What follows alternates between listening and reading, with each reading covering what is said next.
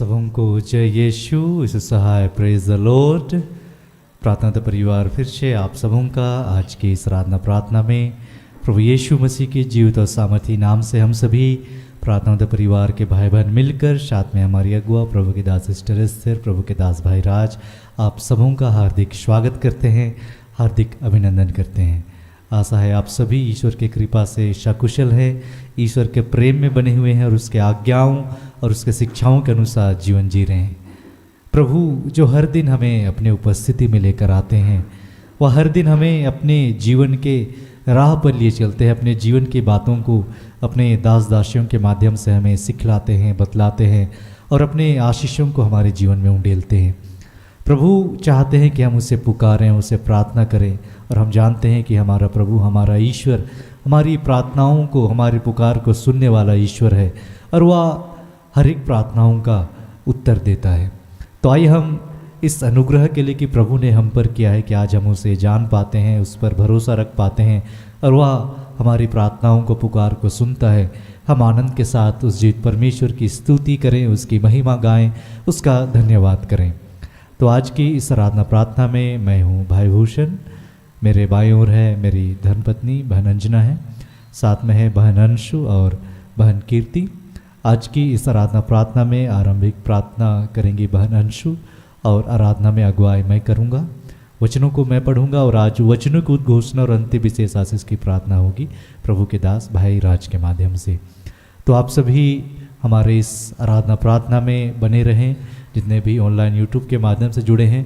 आइए हम मिलकर प्रभु को पुकारें, प्रभु का धन्यवाद करें, एक दूसरे के लिए प्रार्थना करें और प्रभु आज के दिन में जो आशीष हम सबों को देना चाहते हैं, जो बातें अपने दास के माध्यम से हमें सिखलाना चाहते हैं, उन एक आशीषों को, उन एक बातों को हम सभी सीखने वाले, ग्रहण करने वाले हो पाएँ।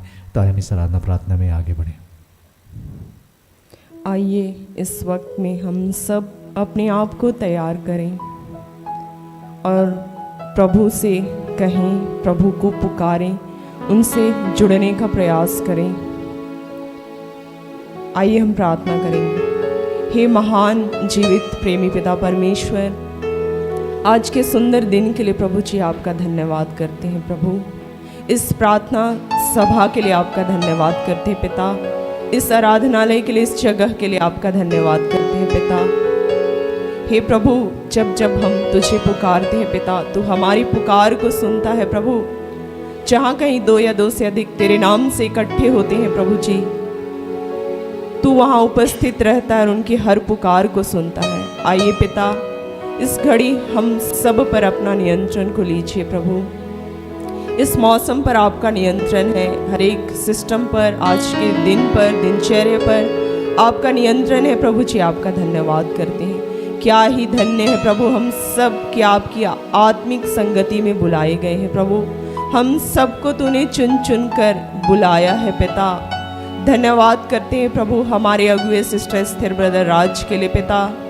धन्यवाद करते हैं पिता परमेश्वर हमारे सुंदर जीवन के लिए प्रभु के पिता। हम तो खोए हुए थे, हम तो भटके हुए थे, हम तो पाप में थे पिता, हम दलदल की कीच में पड़े थे पिता। हर एक को तूने शुद्ध किया, पवित्र किया पिता और अपनी संगति में बुलाया प्रभु, अपने पास बुलाया प्रभु। और हम तुझे पुकार पाते हैं, तुझे अब्बा पिता कह पाते हैं पिता। तेरे इस प्रेम के लिए प्रभु जी धन्यवाद करते हैं पिता। आज हम जहाँ भी, जैसे भी हैं, जिस भी परिस्थिति में हैं, प्रभु हमसे कहता है कि मेरे बच्चों मेरे पास आओ। प्रभु हमारी ओर से युद्ध करता है, हमारे लिए लड़ता है। हम जहाँ हैं, जैसे हैं, हम खड़े रहें और उस प्रभु पर विश्वास करते हुए उसका धन्यवाद करते हैं, क्योंकि वो महान परमेश्वर है जो हमारे लिए युद्ध करता है। धन्यवाद करते हैं प्रेमी पिता परमेश्वर। धन्यवाद करते हैं इस प्रार्थना सभा में जहाँ कहीं लोग जुड़े हैं, इकट्ठे हुए हैं प्रभु, उन सबको आपके हाथों देते हैं पिता। हम सब पर अपनी आत्मा को उंडेल प्रभु। हे पिता, हमारी आत्मिक भूख प्यास को बढ़ा प्रभु, कि निरंतर हम तेरे भय में तेरे साथ जीने वाले हो सके पिता। हम दुर्बल हैं प्रभु, हम कमज़ोर हैं पिता, हम चल नहीं पाते पिता। हम कई ऐसे गुनाह करते हैं पिता, हम बार बार एक ही गुनाह करते हैं पिता, लेकिन तू हमें बार बार माफ़ करता है पिता। और अब तक हम सबको अपनी अनुग्रह दया से बचाया है प्रभु। इस प्रेम के लिए पिता हम आपका धन्यवाद करते हैं पिता। आज के इस प्रार्थना सभा को, आज के प्रोग्राम को प्रभु तूने सफल किया पिता, अपनी उपस्थिति से भरा प्रभु, और जितनी बाधाएं रुकावटें उन सबको यीशु के नाम से समाप्त करते हैं। हे पिता परमेश्वर, अपनी महिमामय आत्मा को उंडे लेके को स्पर्श कर प्रभु, हमें संतुष्ट कर, तृप्त कर, हमें शांत कर, स्थिर कर प्रभु, कि हम सिर्फ और सिर्फ तेरे लिए भूखे और प्यासे हो पिता। तो हमारे जीवन में बढ़ता जाए पिता और हम घटते जाएं पिता। सब कुछ प्रभु जी आपके हाथों देते हैं और धन्यवाद के साथ इन प्रार्थनाओं को यीशु के नाम से मांगते हैं। इसे सुन और स्वर्ग के राज्य में ग्रहण कर। आमीन। आइए जितने भी इस आराधना भवन में हैं, हम खड़े हो जाएं। खड़े होकर बड़े आनंद के साथ ताली बजाते हुए हम प्रभु की स्तुति, उसकी महिमा गाएंगे। आइए हम खड़े होकर प्रभु की स्तुति करें।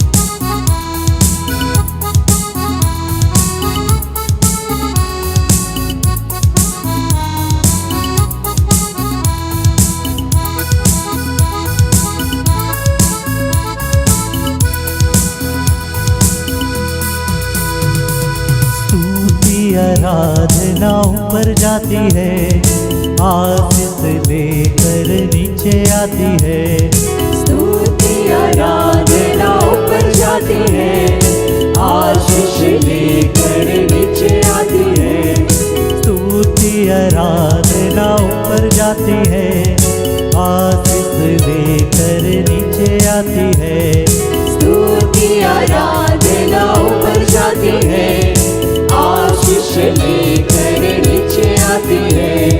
प्रभु हमारा कितना महान, देखो हमसे करता है प्यार। प्रभु हमारा कितना महान, देखो हमसे करता है प्यार।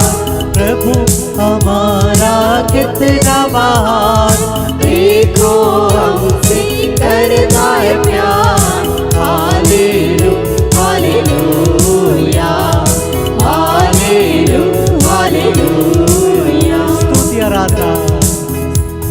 स्तुति आराधना ऊपर जाती है, आशीष लेकर नीचे आती है। स्तुति आराधना ऊपर जाती है, आशीष लेकर नीचे आती है।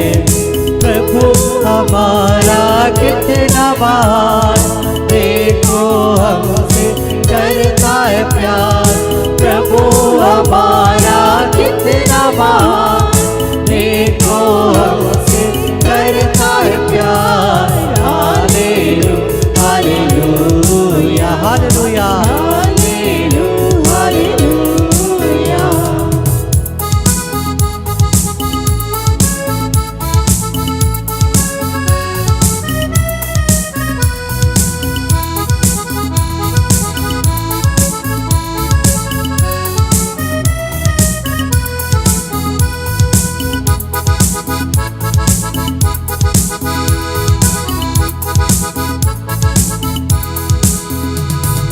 विनती और प्रार्थना ऊपर जाती है, उत्तर लेकर नीचे आती है। विनती और प्रार्थना ऊपर जाती है, उत्तर लेकर नीचे आती है। विनती और प्रार्थना ऊपर जाती है, उत्तर लेकर नीचे आती है। विनती और प्रार्थना ऊपर जाती है, उत्तर लेकर नीचे आती है। प्रभु हमारा कितना महान, देखो हमसे करता है प्यार। प्रभु हमारा कितना महान, देखो हमसे करता है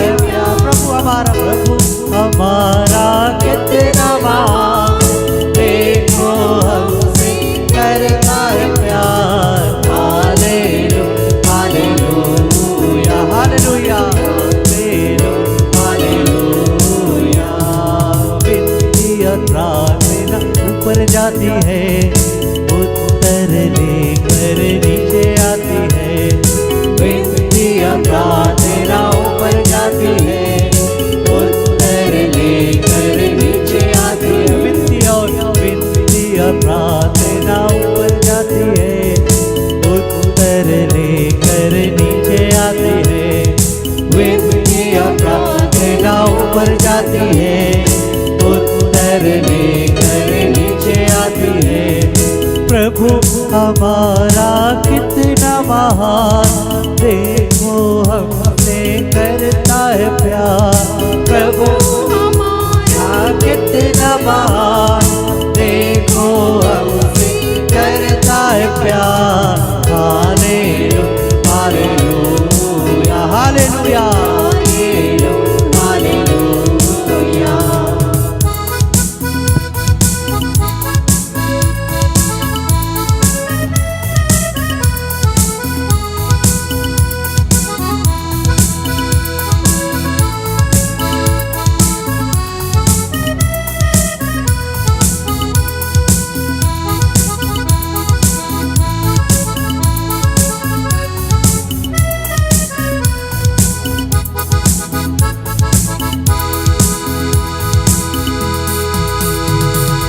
सियोन में स्तुति तेरी बाट जोती है, धन्यवाद करना उसकी महिमा होती है। सियोन में स्तुति तेरी बाट जोती है, धन्यवाद करना उसकी महिमा होती है।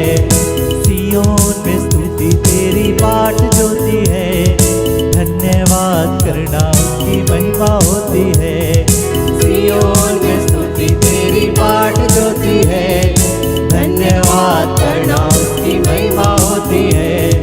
प्रभु हमारा कितना महान, देखो हमसे करता है प्यार। प्रभु हमारा कितना महान, देखो हमसे करता है प्यार। Hallelujah hallelujah hallelujah hallelujah. प्रभु हमारा कितना महान, देखो हमसे करता है प्यार। प्रभु हमारा कितना महान, देखो हमसे करता है प्यार। Hallelujah hallelujah hallelujah hallelujah. राजा हमारा कितना महान, देखो हमसे करता है प्यार। राजा हमारा कितना महान, देखो हमसे करता है। यीशु हमारा, यीशु हमारा कितना महान, देखो हमसे करता है। स्वामी हमारा, स्वामी हमारा कितना महान, देखो हमसे करता है। पिता हमारा, पिता हमारा कितना महान, देखो हमसे करता है प्यार। प्रभु हमारा, प्रभु हमारा कितना महान, देखो हमसे करता है प्यार। Hallelujah hallelujah hallelujah hallelujah hallelujah hallelujah hallelujah hallelujah hallelujah. आइए हम प्रभु का धन्यवाद करें। धन्यवाद पिता, आपके इस अनुग्रह के लिए प्रभु, आपके इस प्रेम के लिए पिता, जो आपसे आपने हमसे किया कि हे प्रभु आपने हमें बचाने के लिए, हमें छुड़ाने के लिए अपने इकलौते पुत्र यीशु मसीह को दे दिया। हे पिता, हम फिर से आपके इस प्रेम के लिए, आपके इस अनुग्रह के लिए, हमारी प्रार्थनाओं को, पुकार को सुनने के लिए आपका धन्यवाद करते हैं। और इस आराधना, इस प्रार्थना को हे पिता हम यीशु नाम में आपको चढ़ाते हैं। सुनकर आनंद से अपने स्वर के राजन ग्रहण कीजिए। आमीन। आइए हम आज के लिए ठहराए गए वचन को सुनेंगे, जिससे प्रभु ने हमें अपनी बेटी, अपनी दासी, हमारी अगुआ सिस्टर एस्तर के माध्यम से दिया है। आज के लिए ठहराया गया वचन है सामुएल नबी के ग्रंथ से पहला सामुएल अध्याय 7 पद संख्या 8 से लेकर 11, जिसमें वचन ऐसा कहता है, इस्राएलियों ने सामुएल से कहा, प्रभु हमारे ईश्वर से हमारे लिए प्रार्थना करते रहिए, जिससे वह फिलिस्तियों के हाथों से हमारी रक्षा करे। इस पर शामुएल ने एक दूधमुहा मेमना लेकर उसे होम बलि के रूप में प्रभु को चढ़ाया। शामुएल ने इस्राएल के लिए प्रभु की दुहाई दी और प्रभु ने उसकी प्रार्थना स्वीकार कर ली। सामुएल होम बलि अर्पित कर ही रहा था कि फिलिस्ती इस्राएलियों पर चढ़ आए। उस दिन प्रभु ने फिलिस्तियों के विरुद्ध घोर गर्जन किया और उन्हें इतना आतंकित कर दिया कि वे इस्राएलियों से पराजित हो गए। इस्राएलियों ने मिस्पा से निकलकर फिलिस्तियों का पीछा किया और उन्हें मारते मारते बेतकार तक के पास तक भगा दिया। यहाँ तक यह प्रभु की वाणी है। ईश्वर को धन्यवाद।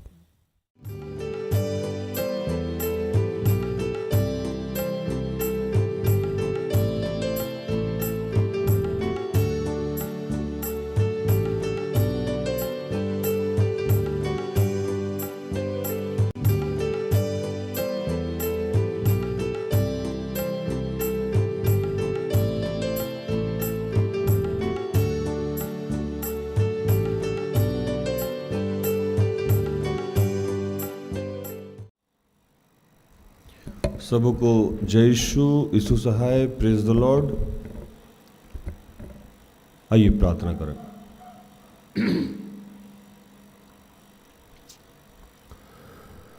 कि हे दयालु पिता, हे स्वर्ग और पृथ्वी के सृजनहार, हे हम सब के रचयिता, तेरा धन्यवाद करते हैं आज के सुंदर और आशीषित दिन के लिए जो तूने एक नए अध्याय के रूप में हमारे जीवन से जोड़ दिया। धन्यवाद प्रार्थना उदा परिवार के लिए, ऐसी जितनी संस्थाएं हैं, सेवकाई है, चर्च है, उन सब के लिए तेरा धन्यवाद। धन्यवाद सिस्टर एस्तर के लिए, ऐसे जितने तेरे दास दासी हैं उन सब के लिए तेरा धन्यवाद करते हैं कि पिता गर्भ से लेकर अब तक तूने हमें संभाला, हमारी छोटी से लेकर बड़ी सारी ज़रूरतों को अपने सहाय खत्ते खोल के पूर्ण किया। तेरा धन्यवाद करते हैं प्रभु। आज हम सब आत्मा में एक होकर तुझसे प्रार्थना करते हैं कि पिता पुत्र पवित्र आत्मा हमारे बीच में आइए और उस वचन का आशीष दीजिए जिसमें आपने कहा था कि 2 या 3 आपके नाम पे जहाँ इकट्ठे होते हैं वहाँ आपकी उपस्थिति होती है। प्रभु अब तक आप हमारे साथ हैं और आगे भी हमारे साथ रहेंगे। आपकी शिक्षाएं, आपकी आज्ञाएं जो आप हमको सिखाना और समझाना चाहते हैं, उसके लिए हमारे बंद कानों को आपने खोल दिया, हमारी बंद आँखों को आपने खोल दिया। हम तेरा धन्यवाद करते हैं। जो भी डिस्टर्बेंस की बातें हैं, जो भी रुकावट की बातें हैं, जो भी भटकाव की बातें हैं, वो सब यीशु के नाम से समाप्त करते हैं।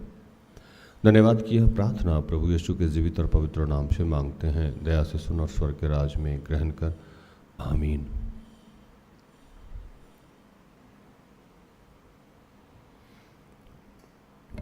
आज जो वचन मिला है हम लोगों को, वो पहला सामुएल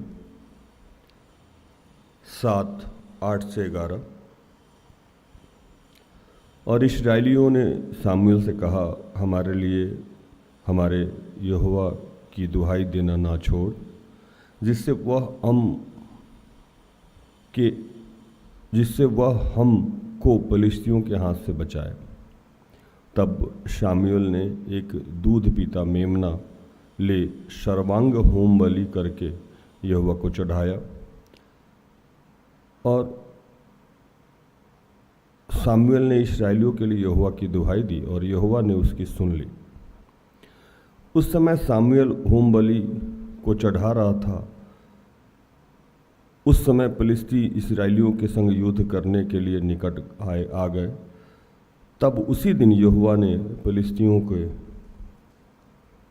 ऊपर बादल के बड़े कड़क के साथ गरज कर उन्हें घबरा दिया और इस्राएलियों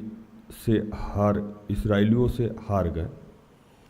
तब इस्राएली पुरुष ने मिस्पा से निकलकर फिलिस्तियों को खदेड़ा और उन्हें बेतकर के नीचे तक मारते चले गए।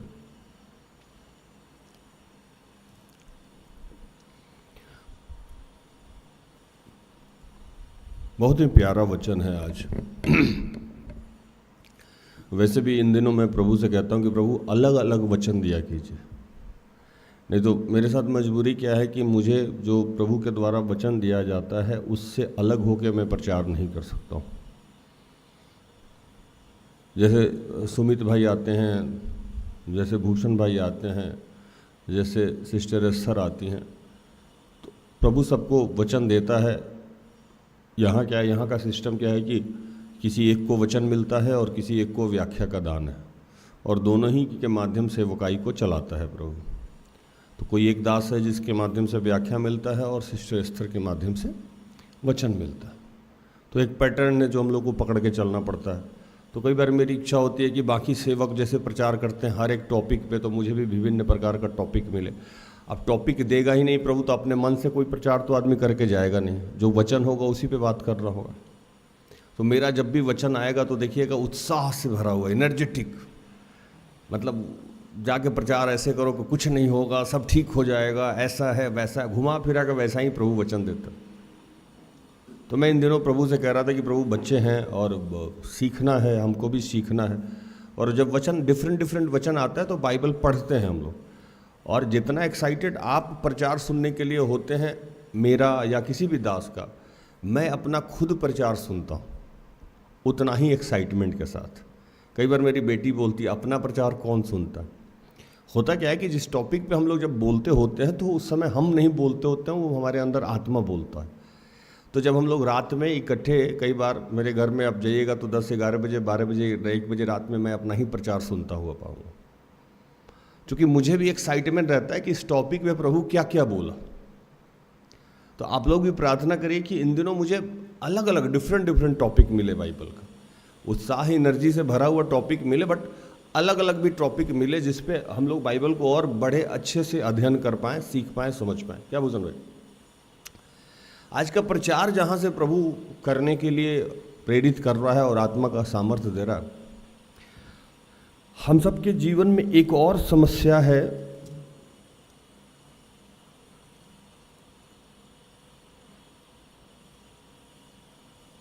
जो बड़ी खतरनाक है।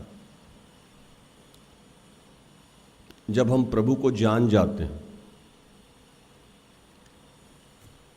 विश्वास में हम आ गए, प्रभु को जान गए, प्रभु में हम चलने लगे। जब हम विश्वास में आ गए, हम प्रभु को जान गए, जब हम प्रभु को में चलने लगे, तो एक अवस्था हमारी ऐसी आ जाती है जहाँ हम अपने आप को निपुण समझ लेते हैं, ज्ञानी समझ लेते हैं। अब हमको लगता है कि हमें किसी दास दासी की ज़रूरत नहीं, और यहीं से हम सब का विनाश भी शुरू हो जाता है। जैसे एक समय ऐसा आता है कि हम अपने पुराने जनरेशन को बुड़बक समझते हैं, ये फितरत है, और अगले जनरेशन को आलसी समझते हैं। मतलब जो मेरे पूर्वज थे वो उनसे कुछ हो नहीं पाया, और आगे वाला जनरेशन से कुछ होने वाला नहीं है। ये सबकी फितरत है, याद रखिएगा जो मैं कह रहा हूँ कि पिछला जो जला गया, मतलब मेरे माँ बाप थे, उनसे कुछ होने वाला नहीं है, और आगे जो आने वाला है उनसे हम जो कर रहे हैं वही सही है। ये ह्यूमन नेचर है जो हम लोगों के दिमाग में डला रहता है। तो होता क्या है कि जब हम लोग थोड़ा बहुत बाइबल जान जाते हैं, थोड़ा बहुत संगति करने लगते हैं, और हमारे जीवन पटरी पे आ जाता है, तो हम ना दास दासी को इग्नोर करने लगते हैं, और माता पिता को भी हम इग्नोर करने लगते हैं, अपने शिक्षक को भी इग्नोर करने लगते हैं। वो लगता है कि ये लोग पका रहा है बैठा के, अब इतना तो आता ही है यार, मैं कर लूँगा, या मेरे से हो जाएगा ना, अब आपकी ज़रूरत नहीं है, अब रहने दो ना। हर आदमी के लाइफ में ये समस्या आता है भूषण भाई। जब उसके सीनियर उसको रोक टोक करते हैं, और एक अवस्था के बाद जब तक वो बच्चा रहता है तब तक वो बात सुनता रहता है, लेकिन जैसे ही वो थोड़ा सेटल हो जाता है, जैसे आमतौर पे बच्चे, अब नौकरी हो गया बच्चों का, अब उसकी शादी हो गई, उसके बच्चे हो गए, तो उसको लगता है कि अब सेवक की भी ज़रूरत नहीं है, मम्मी पापा की भी ज़रूरत नहीं है, बड़े भाई की भी ज़रूरत नहीं है, जो भी हमारे सीनियर है अब वो हमारे लिए बोझ हो गए। हाँ या नहीं? मानते हैं आप लोग इस बात को? जो लोग YouTube पे हैं वो मानते हैं इस बात को कि कहीं ना कहीं हमारे घर में हमारे बुजुर्गों की हालत भी वही हो गई कि अब क्या है यार, अपना खाइए पीजिए सो जाइए, क्यों डिस्टर्ब कर रहे हैं। हम लोग जो समझते हैं वो जानते हैं, वो कर लेंगे। और यहीं से हमारे जीवन में विपत्ति भी आनी शुरू होती है, क्योंकि अब आपको कोई रोकने टोकने वाला नहीं है। आप देखते हैं कि जिस घर में बुजुर्ग नहीं है, माता पिता नहीं है, उस घर में कैसे भी बच्चा रहता है, कभी खाया, कभी पिज़्ज़ा खा लिया, कभी घर में दारू चल रहा है, कभी सोफा पे ही सो गया, घर में जो बच्चे हैं वो हाफ पैंट में हैं, निक्कर में हैं। उस घर का कोई सिस्टम नहीं है, डिसिप्लिन नहीं है, खाया खाया, नहीं खाया नहीं खाया। लेकिन जिस घर में बुजुर्ग लोग हैं वहाँ टाइम से नाश्ता भी बनाना पड़ता है, टाइम से खाना भी बनाना पड़ता है, टाइम से चाय भी बनाना पड़ता है, टाइम से सोना भी पड़ता है, टाइम से जगना भी पड़ता है, क्योंकि उन लोगों का एक लाइफ स्टाइल है। और इसी वजह से आज जितने भी फैमिली हैं वो टूट भी रहे हैं। उनको पर्सनल लाइफ जीने में, जब दूसरा का देखता है फिल्म में या इधर उधर देख लिया तो सोचता है कि बूढ़ा बूढ़ी को सबसे पहले इस घर से हटाओ, इन्हें आज़ादी छीन लिया है। दुपट्टा भारी लगने लगता है, चुन्नी रखने में समस्या है। इससे अच्छा है कि टी शर्ट और हाफ पैंट पहन के घर में घूमें। कई घरों में तो बिना टी शर्ट का भी बच्चे घूमते हैं, सिर्फ हाफ पैंट पहने हुए हैं। पूरा का पूरा सिस्टम क्या है, खराब हो गया। अनडिसिप्लिन हम हुए जा रहे हैं। और जैसे ही हमारे जीवन से डिसिप्लिन समाप्त होता है, समस्याएं अंदर आनी शुरू हो जाती है, जिसको हम टाइम मैनेजमेंट कहते हैं। देखिए, हर आदमी को 24 घंटा ही मिलता है जीवन में, और 365 दिन ही मिलता है। वो एक कामयाब आदमी को भी उतना मिला है, और जो असफल आदमी है उसको भी उतना ही मिला है। कामयाब आदमी और असफल आदमी, सफल आदमी और असफल आदमी में बस फ़र्क यही है कि उसने अपने टाइम को मैनेज किया, सही समय पे सही काम किया, और आपने अपने समय का मिसयूज किया। और ये सब होने के पीछे एक बहुत बड़ा रीज़न है कि हम अपने सीनियर को नज़रअंदाज करना शुरू कर दिए, या अगर हम उसको नज़रअंदाज नहीं कर रहे हैं तो हम उससे अलग होना शुरू कर दिए। उसी क्रम में हमारे अगुए भी आते हैं। कौन आते हैं? हमारे अगुए, हमारे सीनियर्स।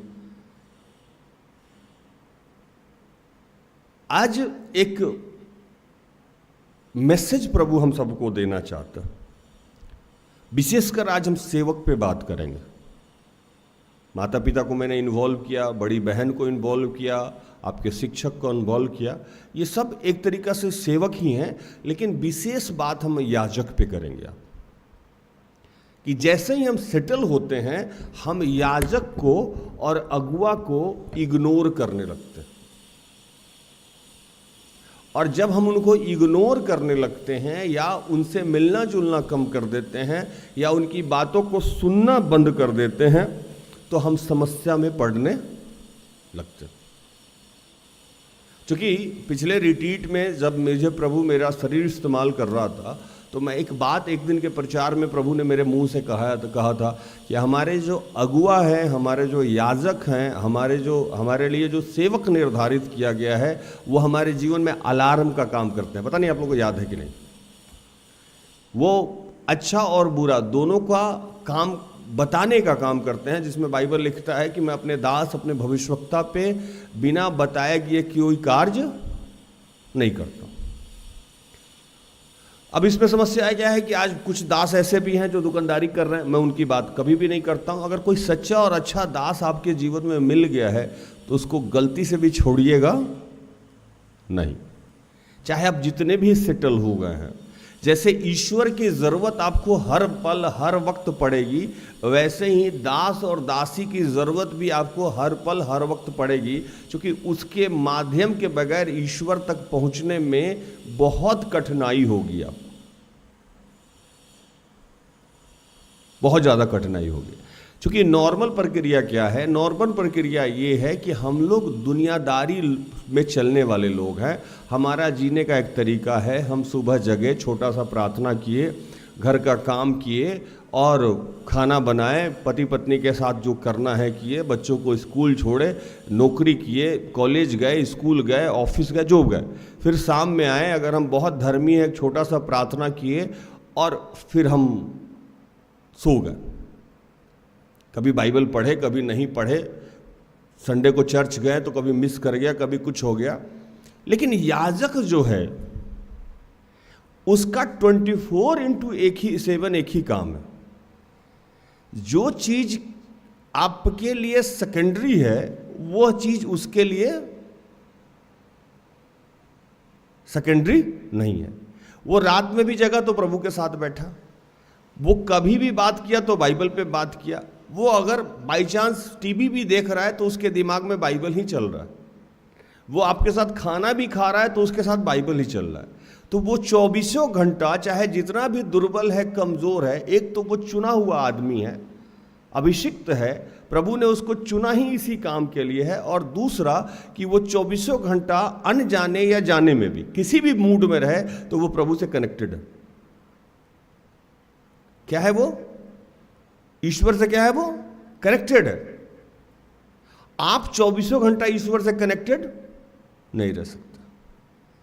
कोई कहने के लिए कह देगा आप भी संसारिक हैं और मैं दोनों ही जीवन जीता हूं, मैं एक याजक का भी जीवन जीता हूं और मैं एक संसारिक जीवन भी जीता हूं, तो मैं आपके तकलीफों को बहुत अच्छे से समझता हूं।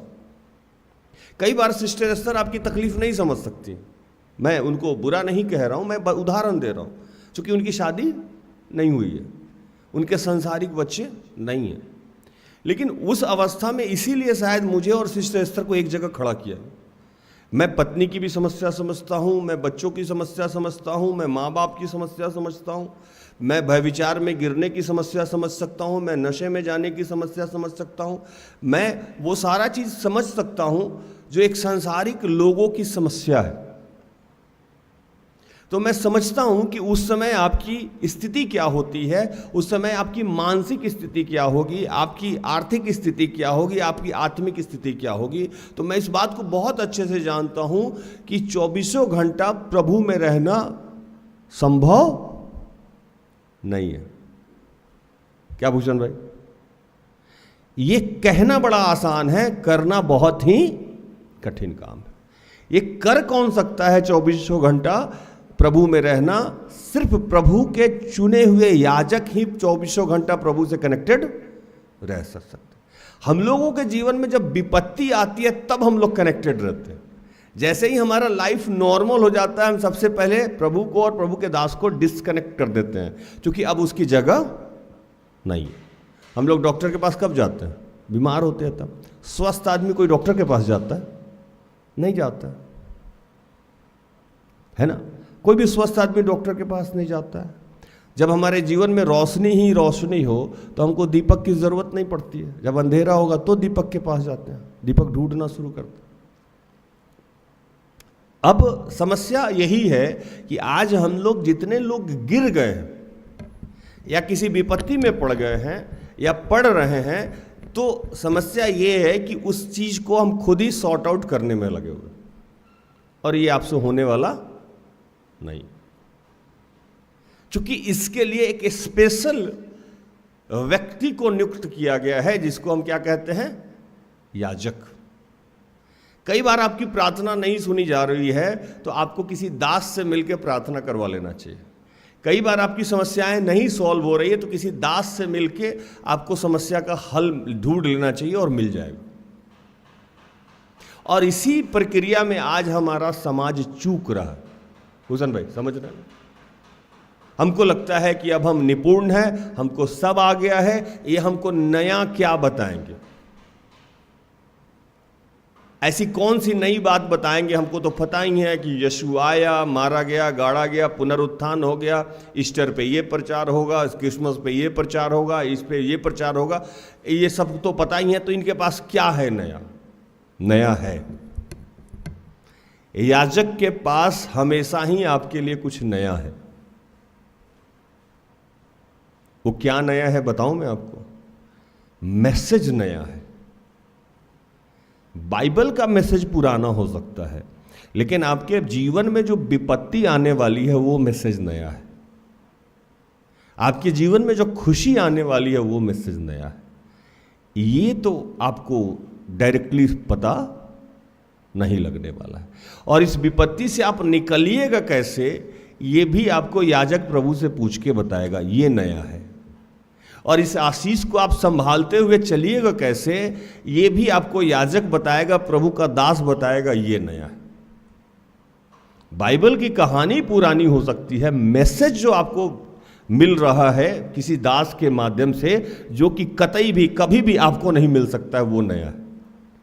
क्योंकि इसके लिए एक स्पेशल एनवाइंटिंग की ज़रूरत पड़ती है। आज भी जब प्रकाशन लेने की बात आती है या एकदम स्पष्ट आवाज़ लेने की बात आती है, तो उस अवस्था में मैं नहीं पहुंचा हूं जहां सिस्टर एस्तर है। और मुझे इस बात को कहते हुए कोई अपने आप को कमी फील नहीं होती है, क्योंकि ये मेरा टाइम अभी आया नहीं है कि मैं साउंड सुनूं, लेकिन वो साउंड सुनती हैं। तो मुझे मुख्यतः किसी भी बात पे मैं जहाँ फंसता हूँ, मैं अपने दिमाग को विराम दे देता हूँ, मैं अपने सोच को विराम दे देता हूँ। चाहे मैं उनसे जितना भी ज़्यादा टैलेंटेड हूँ, लेकिन एक जगह जाके मुझे वहाँ झुकना पड़ता है। क्यों झुकना पड़ता है? क्योंकि वो क्या है, मेरी याजक। और उस प्रकाशन को मुझे मानना ही पड़ता है जहां सांसारिक रूप से मेरा मन आत्मा ये कह रहा है कि ये उचित नहीं है, फिर भी वो कह रही हैं कि प्रभु ने ऐसा कहा है, तो मुझे मान लेना पड़ता है और उस संदर्भ में मुझे जाना ही पड़ता है। जब मैं इस बात को समझ गया तो मैं 24/7 मैं सिस्टर एस्तर से बात करता हूं। क्यों? तो मेरा मानना है कि मैं उनके माध्यम से किससे बात करता हूं? ईश्वर से बात करता हूं।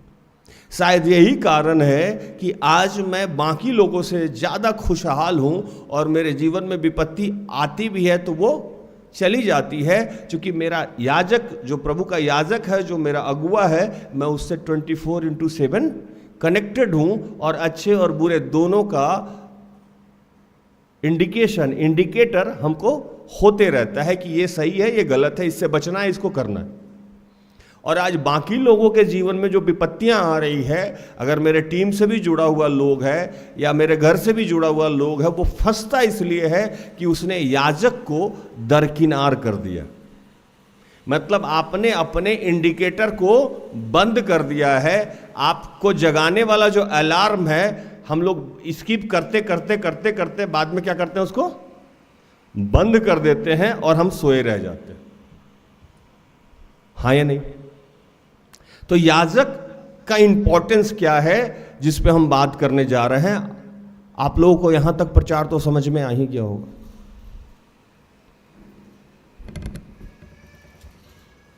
शामुएल नबी, जिसकी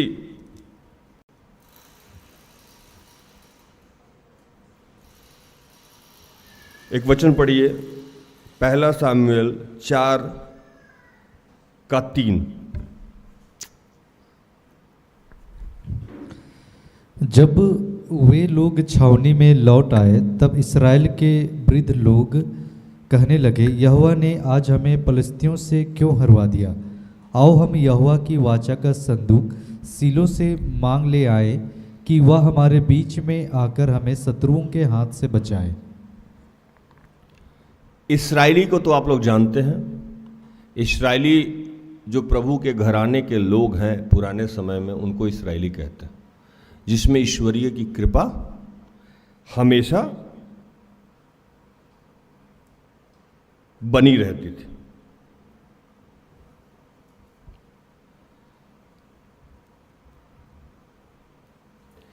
वो इस्राएली लोग पे हमला किया फिलिस्ती। क्या? कौन हमला किया? और इस्राएली फिलिस्ती से क्या हुआ? हार गया।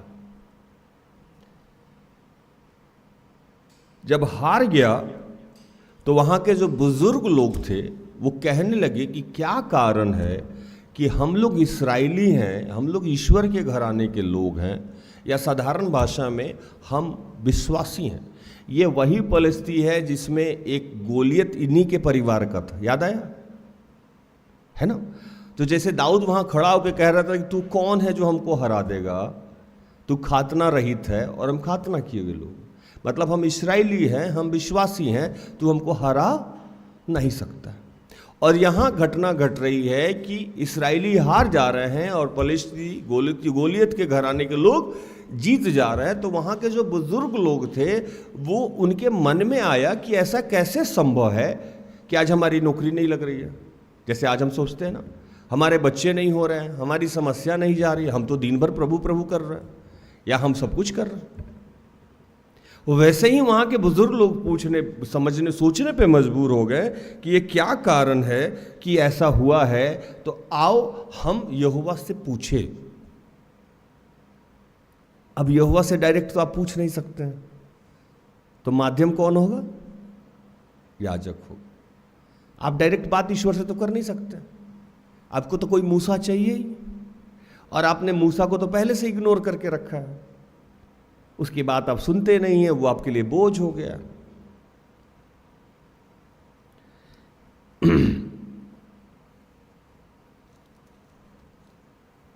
एक वचन मैं आपको पढ़ाऊं,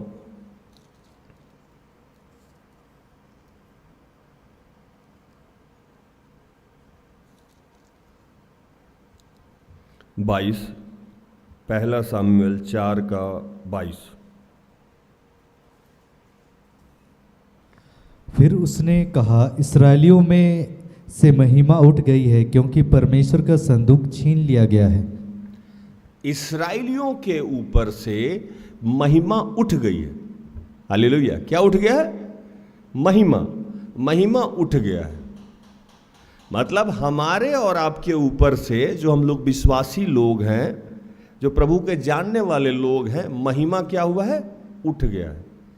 जब तक महिमा हमारे ऊपर पड़ा रहता है तब तक हम आशीषित होते रहते हैं। महिमा मतलब प्रभु हमारे जीवन में महिमा लेता रहता है, नित्य हमारे जीवन में चिन्ह चमत्कार करता रहता है, गवाही उत्पन्न करता रहता है, और इससे उसकी महिमा होती रहती है। लेकिन अब वो हमसे महिमा लेना बंद कर गया, महिमा उठ गया। हालेलुया। इस्राएली ने ये पूछ दिया कि क्या कारण है, उसके बुजुर्ग वृद्ध पूछ रहे हैं क्या कारण है कि हम गैर विश्वासी से हार रहे हैं।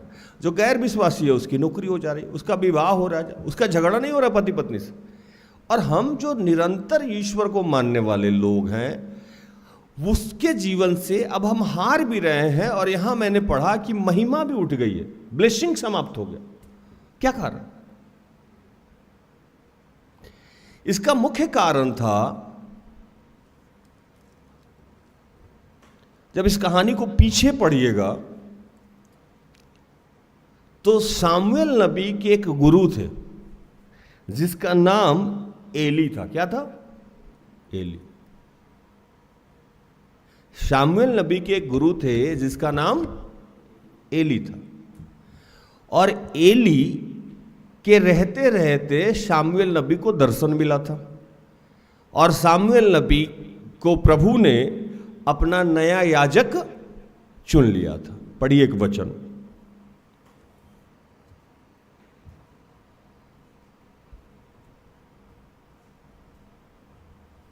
एक 19 और 22, पहला सामुएल 3:19 और 20।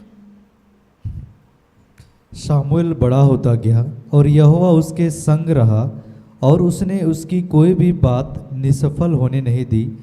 और दान से बेरशेबा तक के रहने वाले सारे इस्राएलियों ने जान लिया कि सामुएल यहोवा का नबी होने के लिए नियुक्त किया गया है। सामुएल के बारे में यहाँ लिखा जा रहा है कि सामुएल बड़ा होता गया और यहोवा उसके संग रहा, और उसने उसकी कोई भी बात निष्फल ना होने दी। उसकी कोई भी बात निष्फल ना होने दी।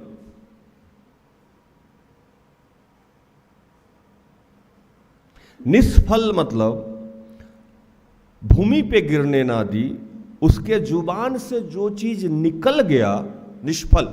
मेरे मुंह से कोई चीज निकला और वो पूरा हुआ। मेरे मुंह से कुछ निकला और वो पूरा हुआ, भूमि पर नहीं गिर गया। मतलब वो उसमें ऐसा नहीं है कि बिना लॉजिक की बातें हो गई। तो सामुएल को जब प्रभु ने चुना तो उसके माध्यम से जो भी जिसके लिए कहा गया वो पूरा होते चला गया। हालेलुया। आपके जीवन में अगर सही में प्रभु का कोई दास है और याजक है तो उसने जो आपके लिए कह दिया वो हो गया। क्यों हो गया? तो प्रभु उसके जुबान की रक्षा करता है। वो आपके जीवन में होना ही होना है। आपको लग रहा है अरे ये तो ऐसे ही बोलते रहते हैं, ऐसे नहीं बोलता है कोई दास प्रभु का। वो निष्फल नहीं होने देगा। मतलब वो जो बोला वो होगा ही होगा, आज हो जाए 10 साल बाद हो जाएगा। और ऐसी कितनी घटनाएं यहां घट रही है या आपने यहां के दास दासियों के माध्यम से सुना होगा कि जो 10 साल पहले बोला गया था, 15 साल पहले बोला गया था, उसका प्रकाशन अभी पूरा हुआ। अभी एक नया जॉब आया, वैकेंसी रिजल्ट आया जिसमें आचार्य लोग बना। मतलब मुझे लगा प्रिंसिपल बना लो। विपिन भाई प्रिंसिपल, आचार्य, हाँ असिस्टेंट कुछ बना है लोग। मैंने और सिस्टर एस्टर ने 10 साल पहले एक बच्ची को कहा था कि तुम सरकारी नौकरी को प्राप्त करोगी। उसकी शादी भी हो गई, उसके बच्चे भी हो गए और किसी प्राइवेट जॉब स्कूल में वो पढ़ाती रही। इस साल उसकी नौकरी जाके हो गई और डरते हुए मेरे पास आना शुरू किया, भैया ये तो हो गया। कब बोला गया था? 10 साल पहले। बच्चे उसके 10-11 साल के हो गए। एक और बच्ची है मेरे यहाँ आती है जो गैर विश्वासी परिवार से। मैंने उसको मना किया था शादी करने से, कर ली मजबूरी में। उसके 2-3 बच्चे हो गए। आज से 10 दिन पहले आई है ज्वाइनिंग लेटर लेके कि भैया हम भी हो गए। कब बोला गया था उसको? 14 में, 16 में, 13 में, 12 में।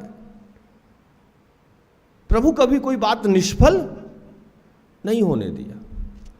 अगर आपके जीवन में कोई याजक है तो उसका इंपॉर्टेंस समझिए, क्योंकि ये उसकी वजह से नहीं है। यहां लिखता है शामुएल बड़ा होता गया और यहोवा उसके संग रहा। अब यहां से शामुएल हटा देते हैं। एस्थर बड़ी होती गई और यहोवा उसके संग रहा और उसके कोई भी बात निष्फल ना होने दिया। कौन नहीं होने दिया? ईश्वर। यहां हटा देते हैं, शामुएल को हटा के राज बड़ा होता गया और यहोवा उसके संग रहा और उसकी कोई भी बात निष्फल ना होने दी। है ना इंटरेस्टिंग बात? यहां जो एली था, जो शामुएल का गुरु था, उसके जीवन में एक समस्या आई कि उसके बच्चे बिगड़ गए और वो अपने बच्चों को रोका नहीं। उसके 2 बच्चे थे और दोनों इतना भारी नालायक थे। देखिए बच्चे तो हमारे भी हैं, दुर्बलताएं हो सकती है, लेकिन दुर्बलता अलग है और आप प्रभु के खिलाफ ही जाके एकदम आप बदतमीजी कर रहे हैं, वो अलग चीज है। हो सकती है कि हमारे बच्चे हैं, इश्क में पड़ सकते हैं, नशा में गिर सकते हैं, लेकिन अब वो जाए और बेदी को ही उखाड़ पुखाड़ दे, दान को उखाड़ दे, दान को चुरा ले, ऐसा हरकत करे जो कि गवारा ही नहीं। इनके दोनों बच्चे भी वही काम करने लगे। नाम था उनका, क्या नाम था?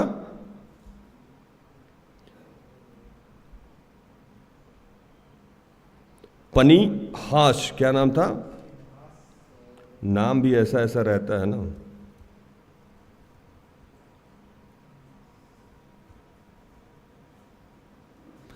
हपोनी और पनीहास। क्या नाम था? हुपनी और पिनहास। तो ये लोग इतने बदतमीज हो गए कि जो उस समय बलि प्रथा थी तो लोग अच्छा बलि देने के लिए लाता था, भेड़ बकरी जो भी, कि बलिदान करे, और याजक को ये था कि बलिदान करे। तो वो लोग क्या करता था कि जितना अच्छा अच्छा चीज है वो खुद ही खा जाता था, खराब चीज ले जाकर बलिदान करता था। झगड़ा करना, बदतमीजी करना, किसी को अपने आप में लगाना नहीं, कुछ भी, वो लोग कुछ भी करते थे। उसका कारण क्या हुआ कि यहोवा का आशीष उन लोगों पर से उतर गया। और एली से एक गलती क्या हुआ कि वो अपने बच्चों को रोके नहीं। आप देखते होंगे कि कई मामले में ना मैं भड़क जाता हूं। मेरे जो बच्चे हैं, आत्मिक बच्चे मेरे बहुत हैं, हजारों बच्चे हैं, सैकड़ों बच्चे हैं। मेरी बेटी हो, मेरी पत्नी हो, भूषण भाई हो, रोहित भाई हो, कोई भी हो, जैसे ही ये थोड़ा गलत करते हैं मैं उनको डांट देता हूं, ये गलत है। आपकी जो दुर्बलता है उसमें मैं आपके साथ हूं।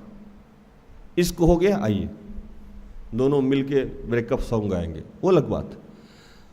लड़का लड़की पसंद है, वो अलग बात है। लेकिन अब आप आराधना के समय बदतमीजी कीजिए, बेदी में बदतमीजी कीजिए, कोई भाई बहन विश्वासी आ रहा है उसके साथ आप बदतमीजी कर लीजिए, दान दशवास में बदतमीजी कर लिए, तो मुझे गंवारा, वहां मैं भड़क जाऊँ। जैसे ही आप अनडिसिप्लिन होइएगा मेरा आंख उलट जाता है, जिसके लिए मैं यहाँ बदनाम हूँ कि भैया गुस्सा करते हैं। आप दुर्बल हैं तो दुर्बल तो आपसे ज़्यादा मैं हूँ। पौलुस लिखते हैं कि मुझसे बड़ा पापी तो कोई है ही नहीं। तो जैसे प्रभु ने मुझे स्वीकार किया, पौलुस को स्वीकार किया, मैं भी वैसे ही आपको स्वीकार करता हूँ। जैसे तुम अपराधियों के अपराध क्षमा करते हो, तुम्हारे भी अपराध क्षमा करता हूँ। प्रेम पाप को ढक देता है। मैं आपके गुनाह को ढकने को तैयार हूँ, लेकिन वो गुनाह जो कि मतलब संभलने वाला है। अब आप सीधे ईश्वर से लड़ रहे हैं, ईश्वर से लड़ रहे हैं, और मैं उस पाप को ढक नहीं सकता। आप सीधे ईश्वर के विरुद्ध में काम कर रहे हैं। अब आप समझ रहे हैं कि नहीं आप ही सर्वा है, ईश्वर कौन है। आपको ना बेदी का भय, ना ईश्वर का भय, ना पवित्र आत्मा का भय। पवित्र आत्मा को आप गाली दे रहे हैं, यीशु के बारे में अटपट बोल रहे हैं, कुछ का कुछ कर रहे हैं, अपने माँ बाप को गाली देना शुरू कर दिए हैं, और आप आके सोच रहे हैं कि भैया हमसे प्यार करेंगे। नहीं करेंगे। आप सिस्टर एस्तर से बदतमीजी करने लगे, आप सोच रहे हैं भैया मेरी गलती को माफ करेंगे। नहीं करेंगे। इसीलिए जब मैं यूथ क्लास शुरू किया 13-14 में, तो मैं एक रूल बनाया प्रार्थना योद्धा का। मैं कई बार बोलता हूँ कि अगर आप ईश्वर के विरुद्ध में काम कर रहे हैं तो आप मेरे से प्यार की उम्मीद ना रखें। दूसरा, प्रार्थना योद्धा के विरुद्ध में काम कर रहे हैं तो आप मेरे से प्यार की उम्मीद ना रखें। तीसरा, सिस्टर एस्तर के विरुद्ध बोल रहे हैं तो मेरे से प्यार की उम्मीद ना रखें। आप मेरे लिए गलत बोलेंगे तो मुझे पता भी है, तो कोई बात नहीं। ये 3 रूल प्रार्थना योद्धा के सारे वॉलंटियर और काम करने वाले लोगों के लिए है। क्या भूषण भाई याद है ना आप लोग? वहां सबसे बड़ा विरोध में मैं आपके खड़ा रहूंगा। हो सकता है कि आपको यहां से निकाल दिया जाए। आप चाहे जितने भी बड़े पद पे हों, चाहे आप जितने भी बड़े अभिषिक्त हों, चाहे आप जितने भी बड़े आराधक हों, आप चाहे मेरे जितने भी लाभ के हैं, लेकिन जैसे ही आप ईश्वर के विरुद्ध गए, जैसे ही आप प्रार्थना योद्धा की बदनामी करने लगे, जैसे ही आप सिस्टर एस्तर के खिलाफ कुछ बोलने लगे, आपको यहां से निकाल दिया जाएगा। चाहे आप जितने बड़े भी अभिषिक्त हैं, चाहे आपसे हमको जितना भी लाभ है, ये मैं नहीं सोचूंगा। एली ने यही काम किया। एली ने अपने बेटे को वार्न नहीं किया, सख्ती नहीं किया। एली को चाहिए था कि जब बेदी के विरुद्ध में या लोगों के खिलाफ काम कर रहा है तो उसको घर से निकाल दे, लेकिन एली ये काम नहीं किया। और एली के बच्चों के साथ एक घटना घटी कि जब पलिश्ती वहां आक्रमण किए तो उन दोनों बच्चों को पलिश्ती के माध्यम से यहोवा क्या किया? मार दिया। एक वचन पढ़ी, पहला सामुएल 4:10 और 11। तब फिलिस्ती लड़ाई के मैदान में टूट पड़े और इस्राएली हार कर अपने अपने डेरे को भागने लगे, और ऐसा अत्यंत संहार हुआ कि 30,000 इस्राएली पैदल खेत आए, और परमेश्वर का संदूक छीन लिया गया, और एली के दोनों पुत्र होपनी और पिनहास भी मारे गए। परमेश्वर का संदूक क्या हुआ? छिन गया। विरोधी लोग परमेश्वर के संदूक को उठा के ले गए, और संदूक जैसे ही छीना गया तो एली का दोनों बेटा क्या हुआ? मारा गया।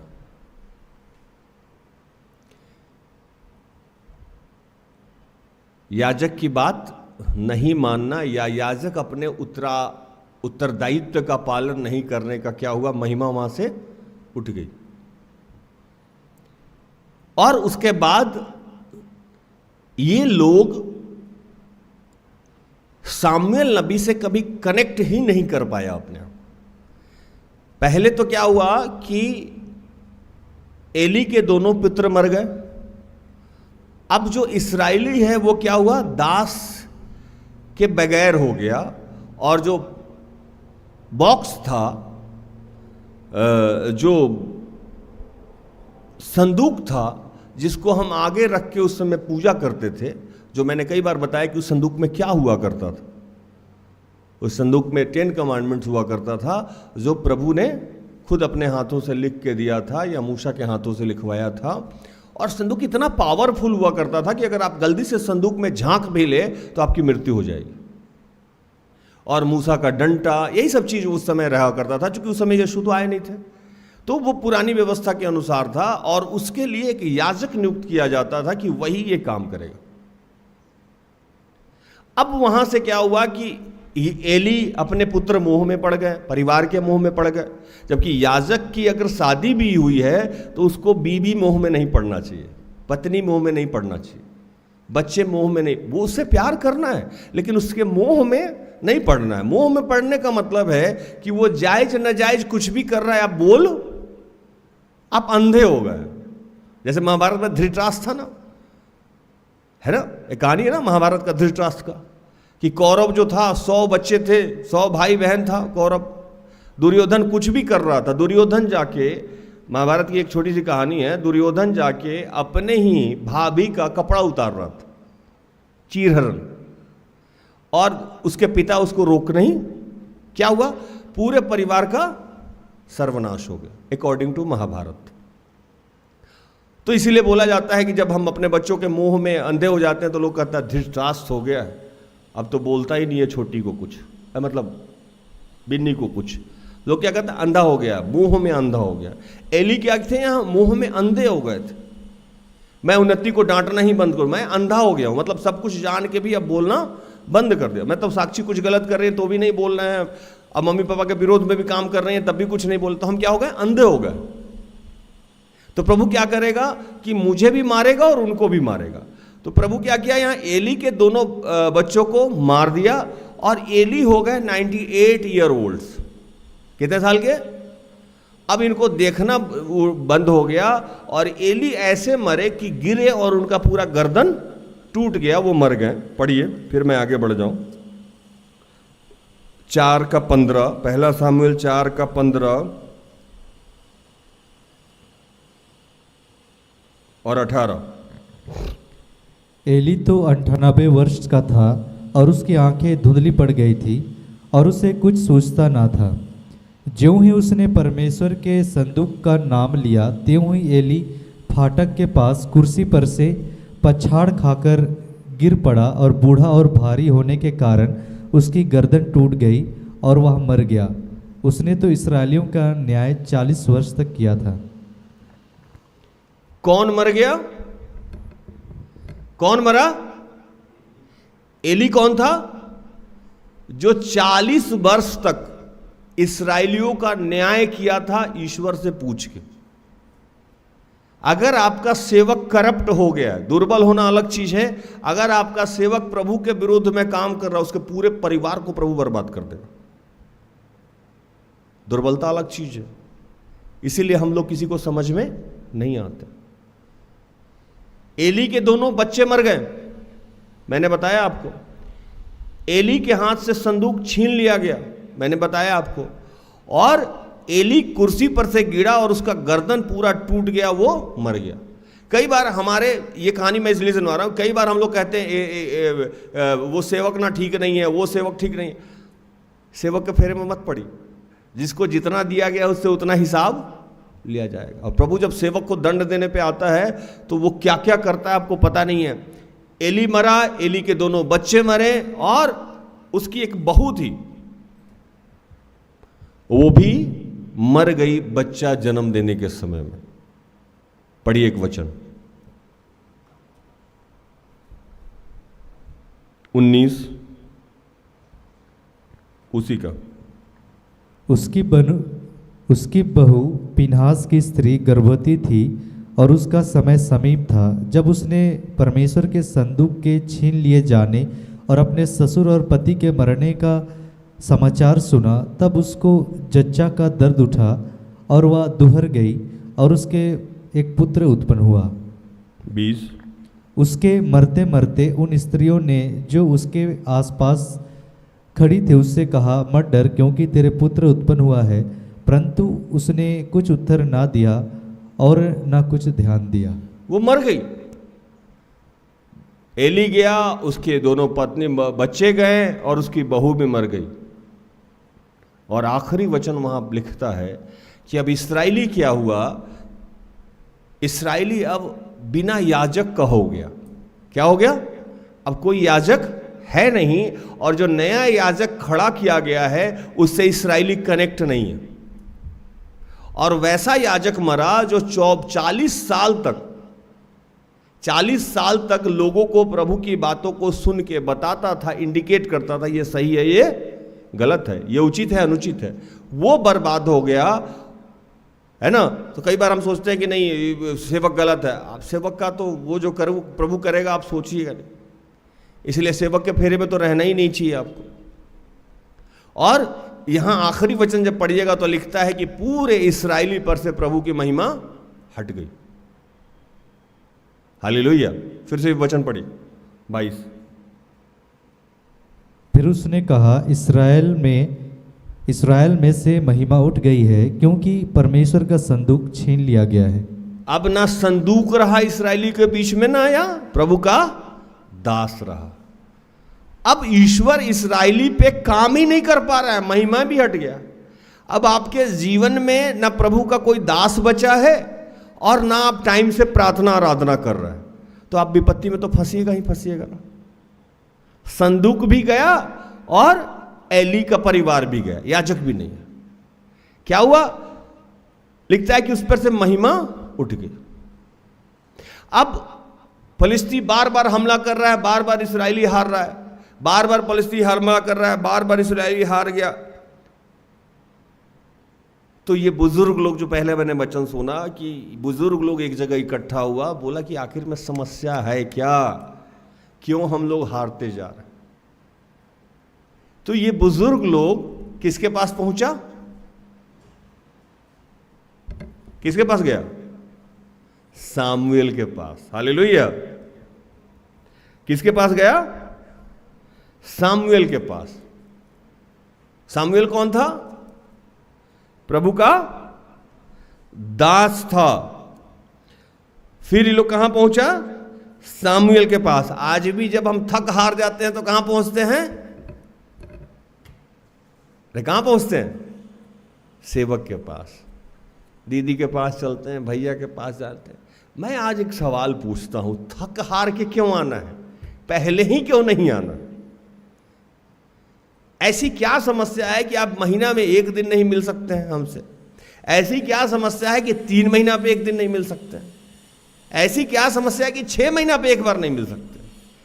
इतना तो व्यस्त नहीं होंगे ना आप प्रधानमंत्री तो नहीं है, आप मुख्यमंत्री तो नहीं है कि 1 महीना में 1 घंटा का भी समय निकाल के आप ऐसे दास दासी से नहीं मिल पा रहे हैं जिसने आपके शादी का प्रकाशन दिया था, जिसने आपके बच्चे होने का प्रकाशन दिया था, जिसने आपके नौकरी का प्रकाशन दिया था, जिसके प्रार्थना के माध्यम से आप स्वस्थ किए गए थे, उससे मिलने का समय नहीं है आपको।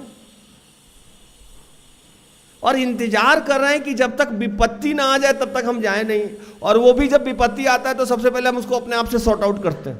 मेरे पास पैसा है, मेरे पास इंश्योरेंस है, मेरे पास पत्नी है, मेरे पास गाड़ी है, पहले सबको अपने आप से उसको सॉर्ट आउट करेंगे। जब हार गए, थक गए, तब पहुंचे दीदी के पास, तब पहुंचे भैया के पास। इतना समय बर्बाद क्यों करना है? जब एली जिंदा था तभी इस्राएली को एक नया याजक मिल गया था। क्या नाम था उसका? शामुएल। और लिखता है कि वो जो बोलता था वो हो भी जाता था। लेकिन ये लोग इस शामुएल नबी का भाव ही नहीं दिए। और बाइबल को जब आगे पढ़िएगा तो लिखता है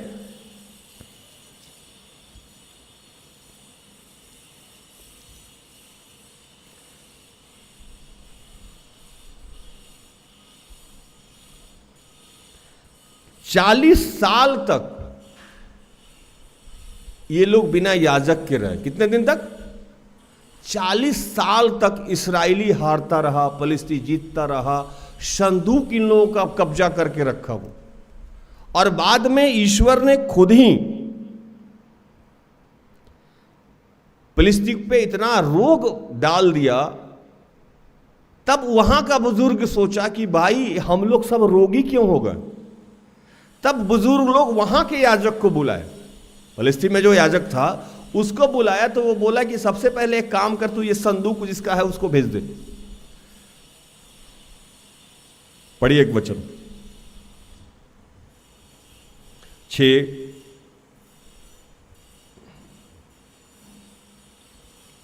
का 2।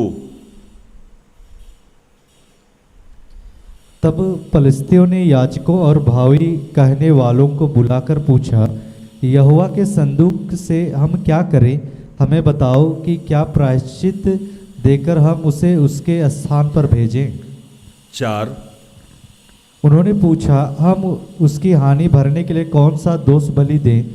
वे लोग फलिस्ती सरदारों की गिनती के अनुसार सोने की 5 गिलटियां और सोने के 5 चूहे, क्योंकि तुम सब और तुम्हारे सरदार दोनों एक ही रोग से ग्रसित हो। याजक यहां बोला कि एक काम करो भैया, तुम लोग जो सब लोग एक तरीका से रोग में जा रहे हो और तुम्हारा सरदार सब कुछ, यहां से इसको भेज दो। भेजने का वो तरीका बताया, बोला नया गाय लाओ, उस नया गाड़ी बनाओ, उस पर रखो और ले जाके दे दो। ये लोग गाड़ी बनाया, ले गया, बीच में एक जगह संदूक को कुछ हुआ, पत्थर उत्तर से टकराया, वो कहानी फिर कभी। तो ये लोग क्या किया कि उसको रखा और संदूक में झांका। क्या कर लिया? संदूक में झांक दिया। झांकने से क्या हुआ सो हम बताते हैं आपको। 19 6:19 फिर इस कारण से कि बेतशेमेश के लोगों ने यहोवा के संदूक के भीतर झांका था, उसने उनमें से 70 मनुष्य और फिर 50,000 मनुष्य मार डाले। और वहाँ के लोगों ने इसलिए विलाप किया कि यहोवा ने लोगों का बड़ा ही संहार किया था। कितना आदमी मर गया झांकने के चक्कर में? 70 और 50,000। पहले 70 आदमी को मारा प्रभु और फिर 50,000 लोगों को मारा। हम लोग कई बार बोलते हैं कि जब प्रार्थना करते रहे तो दरवाजा नहीं खटखटाइएगा। लोग इस बात को समझता नहीं। कोई आदमी वेदी में बैठा हुआ है और ईश्वर से कनेक्टेड है, आप नहीं जा सकते वहाँ। आपको पता है कि जब मूसा वेदी में जाके प्रार्थना करते थे तो बादल का खंभा जाके दरवाजा के बाहर खड़ा हो जाता। पढ़े ना बाइबल कि वेदी के बाहर। अब सब लोग क्या करता था कि मूसा जब अंदर गए ईश्वर से बातचीत करने तो बादल का खंभा अंदर बाहर आकर खड़ा हो जाता था और लोग समझ जाता था कि अब मूसा अब ईश्वर से बात कर रहे हैं। तो सब लोग अपने अपने चौखट पे जाकर सर झुका के ऐसे खड़ा रहता था। और एक इकलौता आदमी था यहोशू जो बाहर खड़ा रहता था, कोई भी देखने की हिम्मत नहीं करता। क्योंकि जब आप प्रार्थना में रहते हैं तो ये आप मान के बैठते हैं कि ईश्वर आपके सामने खड़ा है, बात कर रहा है। लोग उसी में जाके उंगली कर देता है, भैया चावल कहाँ है, दाल कहाँ है, खटखट खटखट। एक बार में नहीं खोला, दोबारा खटखट आएगा, दोबारा नहीं खोला, तिबारा खटखट आएगा। नॉर्मल लोग समझ लेते हैं मेरे ही भाई है, भूल ही जाता कि याजक बैठा हुआ अंदर, भूल ही जाता कि प्रभु का दास बैठा हुआ। खटखट खटखट खटखट खटखट। हम लोग ना प्रभु की उपस्थिति को बड़ा हल्का समझ लेते हैं और प्रभु के दास दासी जब प्रभु के आत्मा में भर के बात करते हैं, नबूवत करते हैं, उसको भी बड़ा हल्का समझ लेते हैं। ये तो नॉर्मल है। लिखा कि जैसे संदूक में झांका, कितने लोगों को प्रभु ने क्या किया? मार दिया। और बाइबल ये बताता है कि ईश्वर की उपस्थिति में ईश्वर को जैसे ही आप देख लेंगे तो सबसे पहले क्या किया जाएगा? आपको मृत्यु हो जाएगी। याजक का कीमत समझिए, प्रभु की उपस्थिति का कीमत समझिए, वेदी का कीमत समझिए। कई बार हम लोग बाइबल का इंपॉर्टेंस नहीं समझते हैं, कहीं भी रख दिए। कितनी बार मैंने प्रचार किया, राशन कार्ड, आधार कार्ड, पैसा सब बाइबल में ही रखते हूं। झूठे हाथ से बाइबल को उठा लिए, कहीं भी रख दिए बाइबल को। कितने घर में जाइएगा तो देखिएगा बाइबल के ऊपर ना वो लगा है वाइट वाइट दाग, मतलब वो बरसों से उतरा ही नहीं है, सिर्फ ईस्टर में उतार के झाड़ा जाता है, क्रिसमस में उतार के झाड़ा जाता है, फटा हुआ है, उसमें कवर नहीं है, कोई कीमत नहीं है, प्रभु के वचन का कोई कीमत नहीं है, और कह रहे हैं कि मेरे जीवन में काम क्यों नहीं हो रहा है। प्रभु के दास का कोई कीमत नहीं है, कह रहे हैं पर काम नहीं हो रहा है। ना प्रभु का अहमियत दे रहा है, ना उसके संदूक का अहमियत दे रहा है, ना उसके बेदी का अहमियत दे रहा है, ना प्रभु के दास का अहमियत दे रहा है, और कह रहे हैं हम समस्या में। अरे समस्या में तो रहिएगा ही ना। जितना भी उसका सोर्स है, सोर्स क्या है? प्रभु कैसे बात करता है? पवित्र शास्त्र के माध्यम से, प्रभु वेदी के माध्यम से, प्रार्थना के माध्यम से, अपने दास दासी के माध्यम से। आपने किसी का कोई अहमियत नहीं दिया है और कह रहे प्रभु बात नहीं कर रहा। कैसे करेगा आपके जीवन में काम? आपने सबको बड़ा हल्के में ले लिया है, सबको आपने बहुत हल्के में ले लिया।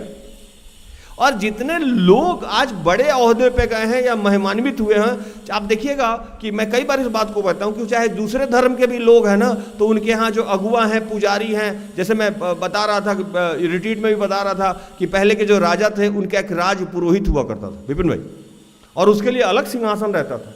राजा भी आके उसको दंडोत किया करते थे, और कोई भी राज का सलाह उनसे लिया जाता था, वो चाहे हिंदू धर्म हो, मोहम्मदन धर्म हो, कोई भी धर्म। लेकिन जैसे ही कृष्ण धर्म में आइएगा, सबसे यहां तो हलवा है याजक, क्योंकि हर तीसरे घर में कोई ना कोई सेवक खड़ा हो गया, और बिना इन्वेंटिंग का सेवक खड़ा हो गया। तो बिना इन्वेंटिंग का सेवक खड़ा हो गया है, तो जो जिसका अभिषेक भी है, उस सेवक को भी हम उसी सेवक की तरह, अरे क्या है, हर चौथा घर में तो सेवक है, हर पांचवा घर में तो प्रचारक है।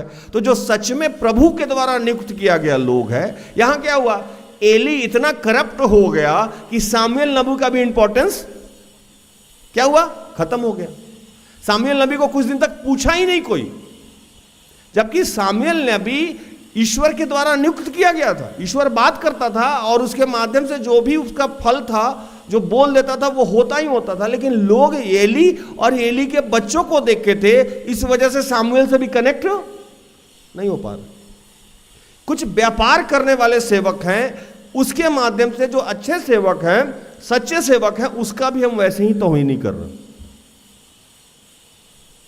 तो अगर आपके जीवन में महिमा उठ गई है या बार बार समस्या में है, तो क्या आप, जिसपे हम बात कर रहे थे, प्रभु के दास दासी या पवित्र शास्त्र या वेदी का कीमत घट गया है आप में, और जिसपे हम विशेष बात कर रहे हैं, क्या आप याजक से डिस्कनेक्ट हो गए? हालेलुया। अगर आप याजक से डिस्कनेक्ट हो गए हैं तो इस वचन को सुनिए।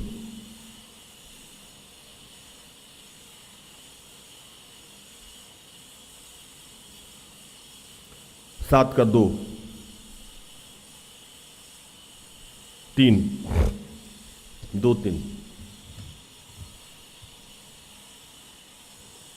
किर्यात्रीम में संदूक को रखे हुए बहुत दिन हुए, अर्थात 20 वर्ष बीत गए, और इस्राएल का सारा घराना विलाप करता हुआ यहोवा के पीछे चलने लगा।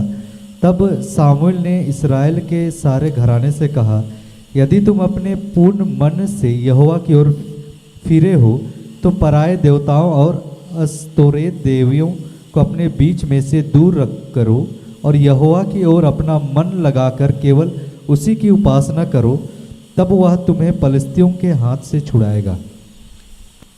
20 साल से इस्राएली लोग प्रभु के पीछे चल रहा था। 20 साल से इस्राएली लोग प्रार्थना कर रहा था, लेकिन उनके जीवन में कोई बदलाव नहीं हो रहा। आपकी भी दशा यही है। आज प्रार्थना भी कर रहे हैं, प्रभु के पीछे चलने का प्रयास भी कर रहे हैं, लेकिन जीवन जहां है वहां अटक गया है, रुक गया है। आपके विलाप और आपकी प्रार्थनाओं को भी प्रभु सुन नहीं रहा। इसका मतलब यह है कि आपको किसी सच्चे और अच्छे याजक के पास जाने की जरूरत है, जो कि आपको बताएगा कि क्यों आपकी प्रार्थना सुनी नहीं जा रही। एक छोटी सी घटना, हालांकि आज मैं सोचा था कि प्रचार छोटा करूंगा, हर बार ही सोचता हूं लेकिन हो जाता। मैं 99 में प्रभु ने मुझे विश्वास का दान दिया,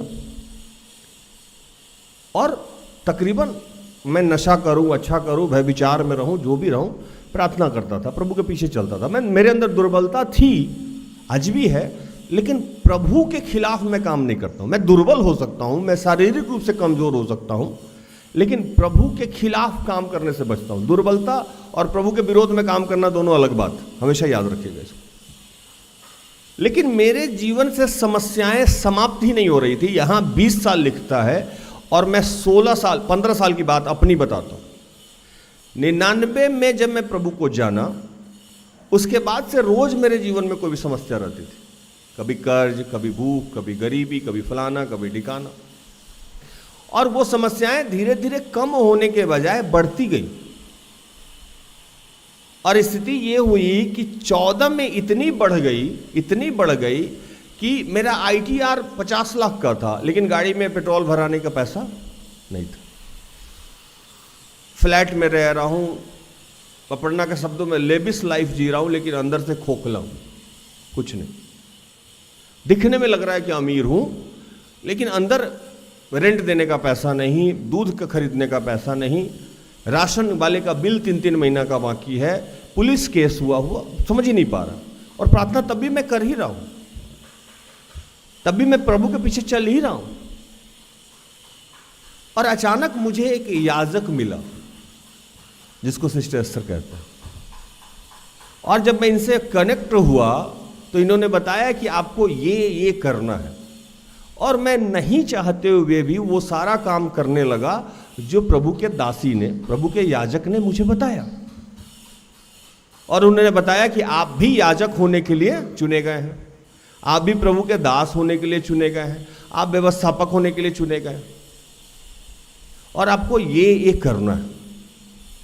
और मेरा मन हो या नहीं हो, अच्छा लगे या बुरा लगे, पसंद हो या ना पसंद हो, वो मुझे सही समझ में आ रहा हो या गलत समझ में आ रहा हो, मैंने वही करना शुरू किया जो सिस्टर एस्टर बोलने लगी, जिसको मैं कहता हूं मैं यस मैन हो गया उनका।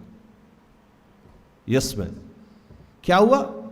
14 के बाद से जब मेरे जीवन में अच्छा और सच्चा याजक आया और जब मैं उसकी बात सुनने लगा, तो मेरी प्रार्थनाओं को प्रभु उत्तर देने लगा। समस्या पता हो जाना, डॉक्टर सही डॉक्टर से मिलेगा ना तो आपके बीमारी के जड़ में जाता है। नहीं तो बहुत दवा तो आप भी खाते हैं मेडिकल स्टोर से, सबको पता है, गैस हुआ तो ये दवा खा लेना है, बुखार हुआ तो वो दवा खा लेना है, दर्द हुआ तो ये दवा खा लेना है, गूगल कर लिए, सब कर लिए। बीमारी चली जाती है क्या? नहीं जाती है। टेम्परेरी आप शुद्ध हो सकते हैं, लेकिन सही में आपको अगर निरोगी होना है तो किसी स्पेशलिस्ट से मिलना होगा और वो आपके जड़ पे काम करेगा, और जड़ से जब बीमारी दूर हो जाएगा तो आप पूर्णतः स्वस्थ हो जाइएगा। आज हम विश्वासी भाई बहन लोग बीमार हो गए हैं, लेकिन ऊपर इलाज कर रहे हैं, जड़ पे काम नहीं कर रहे हैं, क्योंकि हमको डॉक्टर से मुलाकात नहीं हो पा रही है, स्पेशलिस्ट से मुलाकात नहीं हो पा रही है, याजक से मुलाकात नहीं हो पा रही है। इसीलिए हमारी समस्याएं दिन प्रतिदिन अच्छे होने के बजाय और बद से बदतर होती जा रही है। हमारा इलाज भी हो रहा है तो टेम्परेरी हो रहा है। हालेलुया। यहां इस्राएली 20 साल से प्रभु के पीछे चल रहे थे, लेकिन उनके सर पे कोई याजक नहीं था। शामुएल नबी फिर आया और कहा कि भैया एक काम करो, तुम आओ मेरे पास, हम तुम्हारे लिए उपवास के साथ प्रार्थना करते हैं और तुम्हारी समस्याओं का समाधान ढूंढ के तुमको बताते हैं। हालेलुया। सिस्टर एस्टर मेरे से मिली और कहीं कि आज से लेके 3 दिन 3 रात हम दोनों उपवास के साथ प्रार्थना करें। पहली मुलाकात के 2-4-10 दिन बाद ही। यहां लिखता है, पढ़िए 5,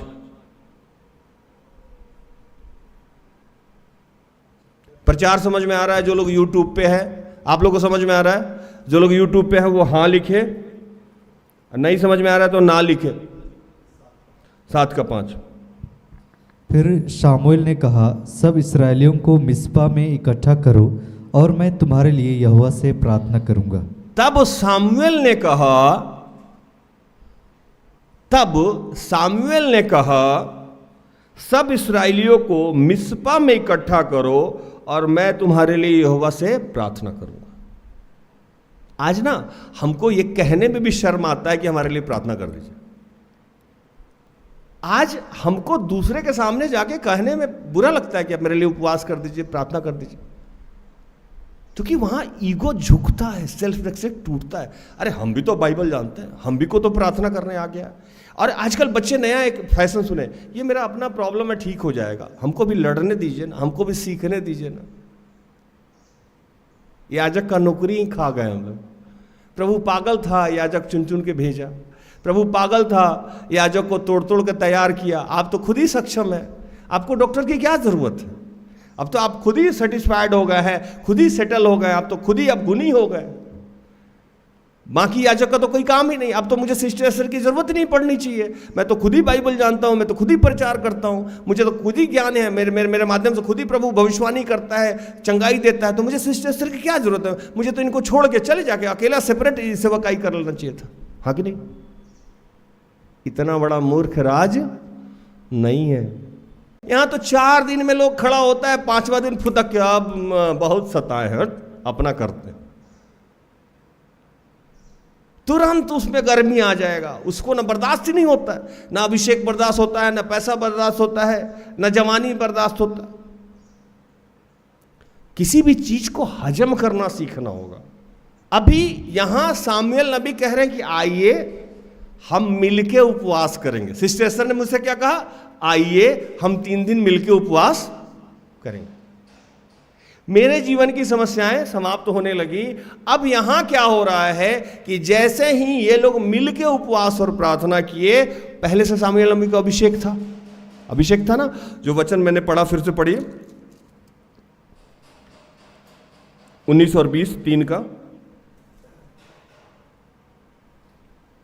सामुएल बड़ा होता गया और यहोवा उसके संग रहा और उसने उसकी कोई भी बात निष्फल होने नहीं दी। और दान से बेर्शेबा तक के रहने वाले सारे इस्राएलियों ने जान लिया कि सामुएल यहोवा का नबी होने के लिए नियुक्त किया गया है। नियुक्त किया गया, नबी तो पहले ही से था, उसको तो आशीष था, वो जो बोलेगा वो हो जाएगा। उसके मुंह से निकली हुई कोई बात बेकार नहीं जाने देगा। कौन नहीं जाने देगा? ईश्वर नहीं जाने देगा।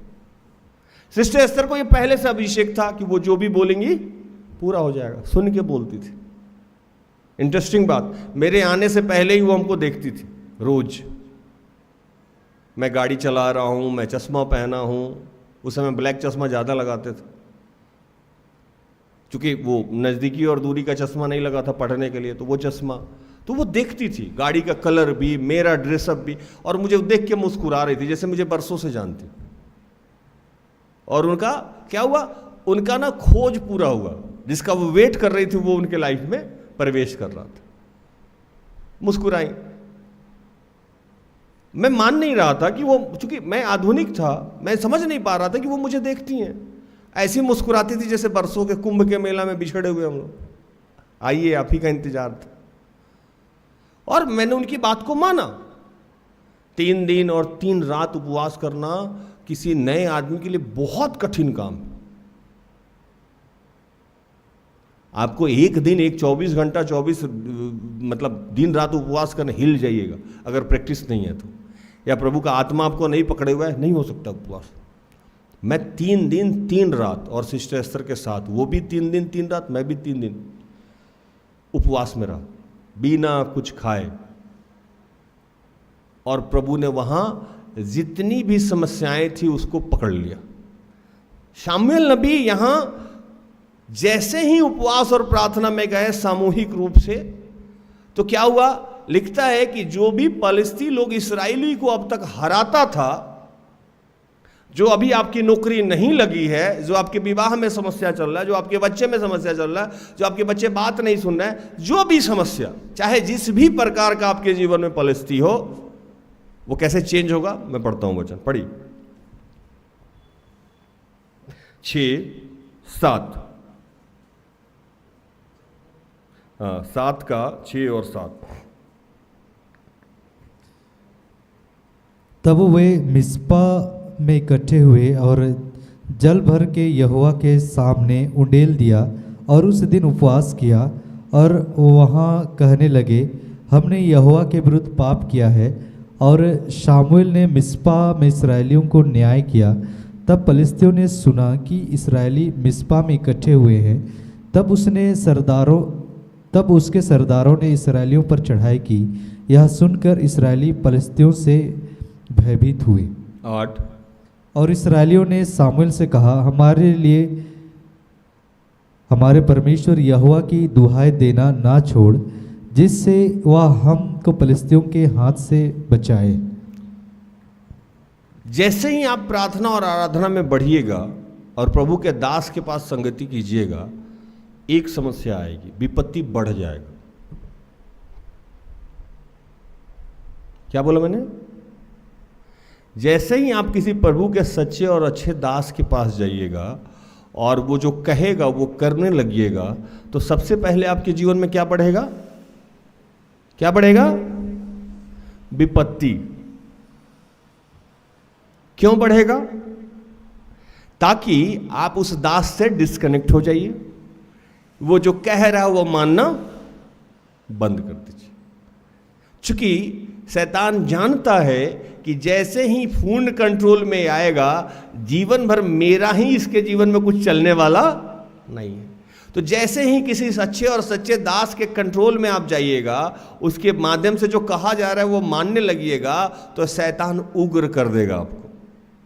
जैसे आप देखते होंगे ना, दुष्ट आत्मा ग्रसित के ऊपर हम लोग प्रार्थना करते हैं तो क्या शांत रहता है? चिल्लाने लगता है। यहां जैसे ही सामुएल नबी सबको इकट्ठा करके प्रार्थना करने लगे, पलिश्ती जो आराम कर रहा था वो सबसे पहले सुना कि अच्छा सब इकट्ठा हुए, इस पे क्या करो, हमला कर दो, एक ही बार में समाप्त हो गया। उस समय हम लोग क्या करते हैं कि सबसे पहले हम लोग प्रभु के दास को क्या करते हैं? छोड़ देते हैं। और चर्चा भी कर रहे थे, देखो ना 2 रिट्रीट से गए हैं, तब से समस्या बढ़ ही गया। क्या जाना है इनके? 2-4 बार गए, दीदी भैया से मिले, वो हो गया, नौकरी नहीं लग रहा, विवाह में और हस्बैंड और तबाह किए हुए, शराब पहले कम पीता था, ज्यादा पीने लगा, बेकार है, कोई और सेवक चुन लो। ये सब कहता है, मेरे मुंह पे लोग बोलने वाला है कि भैया जब हम लगातार आपके यहां आते हैं समस्या बढ़ जाता, हम भी हंसते हैं। यहां जैसे ही सामुएल नबी मिलकर प्रार्थना करने लगे, पलिश्ती उधर से क्या किया, सोचा कि सब इकट्ठा हुआ, एक ही बार जाके मार देते हैं। अद्भुत बात कि अब इन लोगों को प्रभु का आत्मा पकड़े हुए था। इस्राएली एक बात कहा सामुएल नबी से, फिर से पढ़िए इस वचन 8। और इस्राएलियों ने सामुएल से कहा, हमारे लिए हमारे परमेश्वर यहोवा की दुहाई देना ना छोड़, जिससे वह हमको पलिश्तियों के हाथ से बचाए। Hallelujah, hallelujah, hallelujah. इस्राएली को अब पता था कि भैया बिना याजक के मेरा कुछ होने वाला नहीं है, विपत्ति से तो इसी के माध्यम से निकलेंगे। वो कहने लगा सामुएल नबी से कि ये आक्रमण कर रहे हैं, लेकिन तू एक काम कर, तू बाकी कुछ मत कर, सिर्फ मेरे लिए प्रार्थना कर, क्योंकि तुम्हारे ही प्रार्थना के माध्यम से हम इससे बचने वाले हैं। 20 साल से तो हम लोग और कुछ करके देख लिए, बचे नहीं, लेकिन हमको पता है कि तू अगर प्रार्थना करेगा तो हम लोग इससे बच जाएंगे। आप चाहे जितने घोर विपत्ति में हैं, जितनी भी बड़ी समस्याएं, याजक से मिलना बंद मत कीजिए। जितना ज्यादा समस्या हो उतनी ज्यादा उनसे जाके मिलिए। दीदी मेरे लिए उपवास कीजिए, भैया मेरे लिए प्रार्थना बढ़ा दीजिए। यहां से लोग मना भी कर रहा है कि अपॉइंटमेंट नहीं मिल रहा है, नहीं नहीं हमको मिलना ही है, हमको जाना ही है, हमको मिलना ही है, कल मिल दे, शाम में मिल दे, सुबह में मिल दे। प्रभु आपकी भूख देखता है कि आप कितना प्रभु के दास के प्रति भूखे हैं, या प्रभु के दास से क्यों मिलना है? क्योंकि उसके माध्यम से प्रभु का संदेश मिलता है ना। कोई आदमी अच्छा या बुरा थोड़ी होता है, उसका अभिषेक अच्छा या बुरा होता है। तो शैतान जब उस समय आप मेरे पास आइएगा तो दिखाएगा, बाजू मोड़ के हैं, मुस्कुरा के बात करते हैं, गुस्सा बात का बटन खुला हुआ रहता है, ये बोल दिए वो बोल दिए, ऐसे वो जान के उसी चीज को आपको फोकस कराएगा। क्यों? तो मेरे माध्यम से जो आपका जीवन बदलने वाला है, या सिस्टर एस्थर के माध्यम से, वहां आप देखे ही नहीं। अच्छा, पहले तो तुरंत मिल लेते थे, अभी तो अपॉइंटमेंट लेना पड़ता है, मेरा फोन नहीं उठाए। ऐसे ऐसे चीजों पे आपका ध्यान केंद्रित करेगा कि आप अंदर चिढ़ जाइएगा और मेरे से, आप मुझसे दूर नहीं हुए। आपको जो इंडिकेट करने वाला है, आपका जो अभिषेक आने वाला है, आपकी जो प्रार्थना मेरे माध्यम से सुनी जाने वाली है या सिस्टर एस्थर से सुनी जाने वाली है, उससे वो दूर करना चाह रहा है। तो डायरेक्टली बोल के तो दूर कराएगा नहीं, इसलिए वो मेरी कमी निकाल निकाल के आपको बोल रहा। मुझे पूछे नहीं, उसको पूछ लिए, मुझे 1000 तरीके की बात ऐसी कही जाती है हमसे जो मैं सुन के हंसता हूं। शैतान भरम में डाल देगा। लेकिन इस्राएली अब इस चीज को समझ गए थे और इस्राएली ने सामुएल नबी से कहा, हमारे लिए हमारे परमेश्वर यहोवा की दुहाई देना ना छोड़, जिससे वह हमको फिलिस्ती के हाथों से बचाए। ये कीमत आपको समझना होगा कि आपकी प्रार्थना अगर नहीं सुनी जा रही है, लेकिन याजक की प्रार्थना नहीं सुनी जाए, ऐसा नहीं हो सकता है, क्योंकि इसी के लिए वो स्पेशलिस्ट है, इसी चीज का वो स्पेशलिस्ट है। कई बार आप देखे होंगे कि हमारे यहाँ बच्चे आते हैं बरसों से परेशानी में। कुछ बच्चे आते हैं जो 2-4-10 दिन रहेंगे लेकिन चले जाएंगे। कुछ बच्चे ऐसे आएंगे जो चिपक जाएंगे मेरे से आके, लाइक इस प्रिया चिपक गई, सब कुछ बदल गया। ऐसे बहुत सारे बच्चे हैं जो नहीं चाहते हुए भी चिपक जाते हैं। उसको मेरे अंदर कमी नजर नहीं आ रही है मेरे अंदर कमी। मैं तो बोलता हूं, मैं तो रोज प्रार्थना के अंतिम में कहता हूं कि प्रार्थना होता परिवार, मेरे अंदर बहुत सारी दुर्बलताएं हैं, कृपया हमें क्षमा करो और हमारे लिए प्रार्थना करो। हम तो प्रार्थना मांगते, हम तो बोलते हैं हम दुर्बल हैं। हम कहाँ बोलते हैं कि हम बहुत पवित्र हैं, सब हम धर्मी हो गए हैं, हम में कोई बुराई नहीं है, हम में कोई पाप नहीं है। हम एक्सेप्ट करते हैं। और जो भी प्रभु का दास होगा, बाइबल लिखता है कि अगर हम कहें कि हम में कोई पाप नहीं है, यही सबसे बड़ा पाप है। जो भी दासदासी कहता है कि हमें कोई कमी नहीं है, इसका मतलब वो प्रभु का दास। पौलुस लिखते हैं, जब पूरा बाइबल लिख दिए तब भी लिखे कि प्रभु ये कांटा हमसे हटा दे, ये दुर्बलता हमसे हटा दे। क्या पौलुस में कोई समस्या रही होगी? बाइबल आधा से अधिक बाइबल लिखने वाला कह रहा है हम दुर्बल हैं, तो राज कैसे कह देगा कि हम दुर्बल नहीं हैं? और प्रभु कहा कि जान के मैंने तुम में ये कांटा छुपाया। तो मेरे और सिस्टर एस्थर के जीवन में भी कोई दुर्बलता प्रभु जान के चुभा के रखा होगा ना, क्यों? तो तुम फूल नहीं जाओ।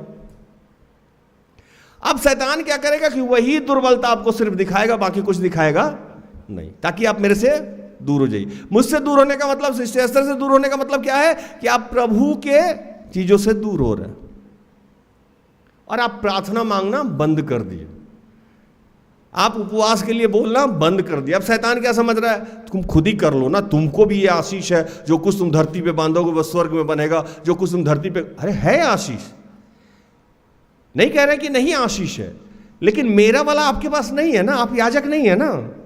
अगर ऐसा रहता तो सबसे पहले मैं सिस्टर एस्थर को छोड़ देता ना, भूषण भाई।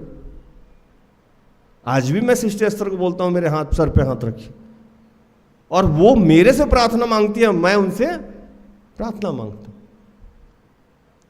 हालेलुया। क्या हुआ? 9 को पढ़िए। इस्राएली जब बोलते रह गए कि शामुएल नबी प्रार्थना करना मत बंद कीजिए, यही हमारे जीवन का उद्धार कराएगा, आप ही की प्रार्थनाओं के माध्यम से हमारा उद्धार होगा। बरसों से जो पलिस्ती जीतते आ रहे थे, अचानक क्या हुआ? पढ़िए 9।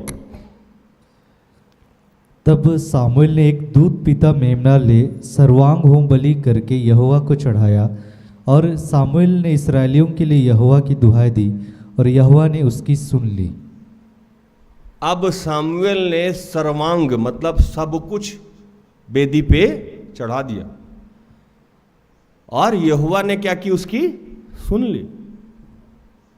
इतने दिन से ये जो प्रार्थना हो रही थी कि भैया विवाह करा दे, नौकरी करा दे, बच्चा करा दे, ये प्रॉब्लम, ये फिलिस्ती को हरा दे, नहीं सुना जा रहा था। 20 साल तो मैंने पढ़ा, और भी पीछे जाइएगा तो और भी दिन मिलेगा।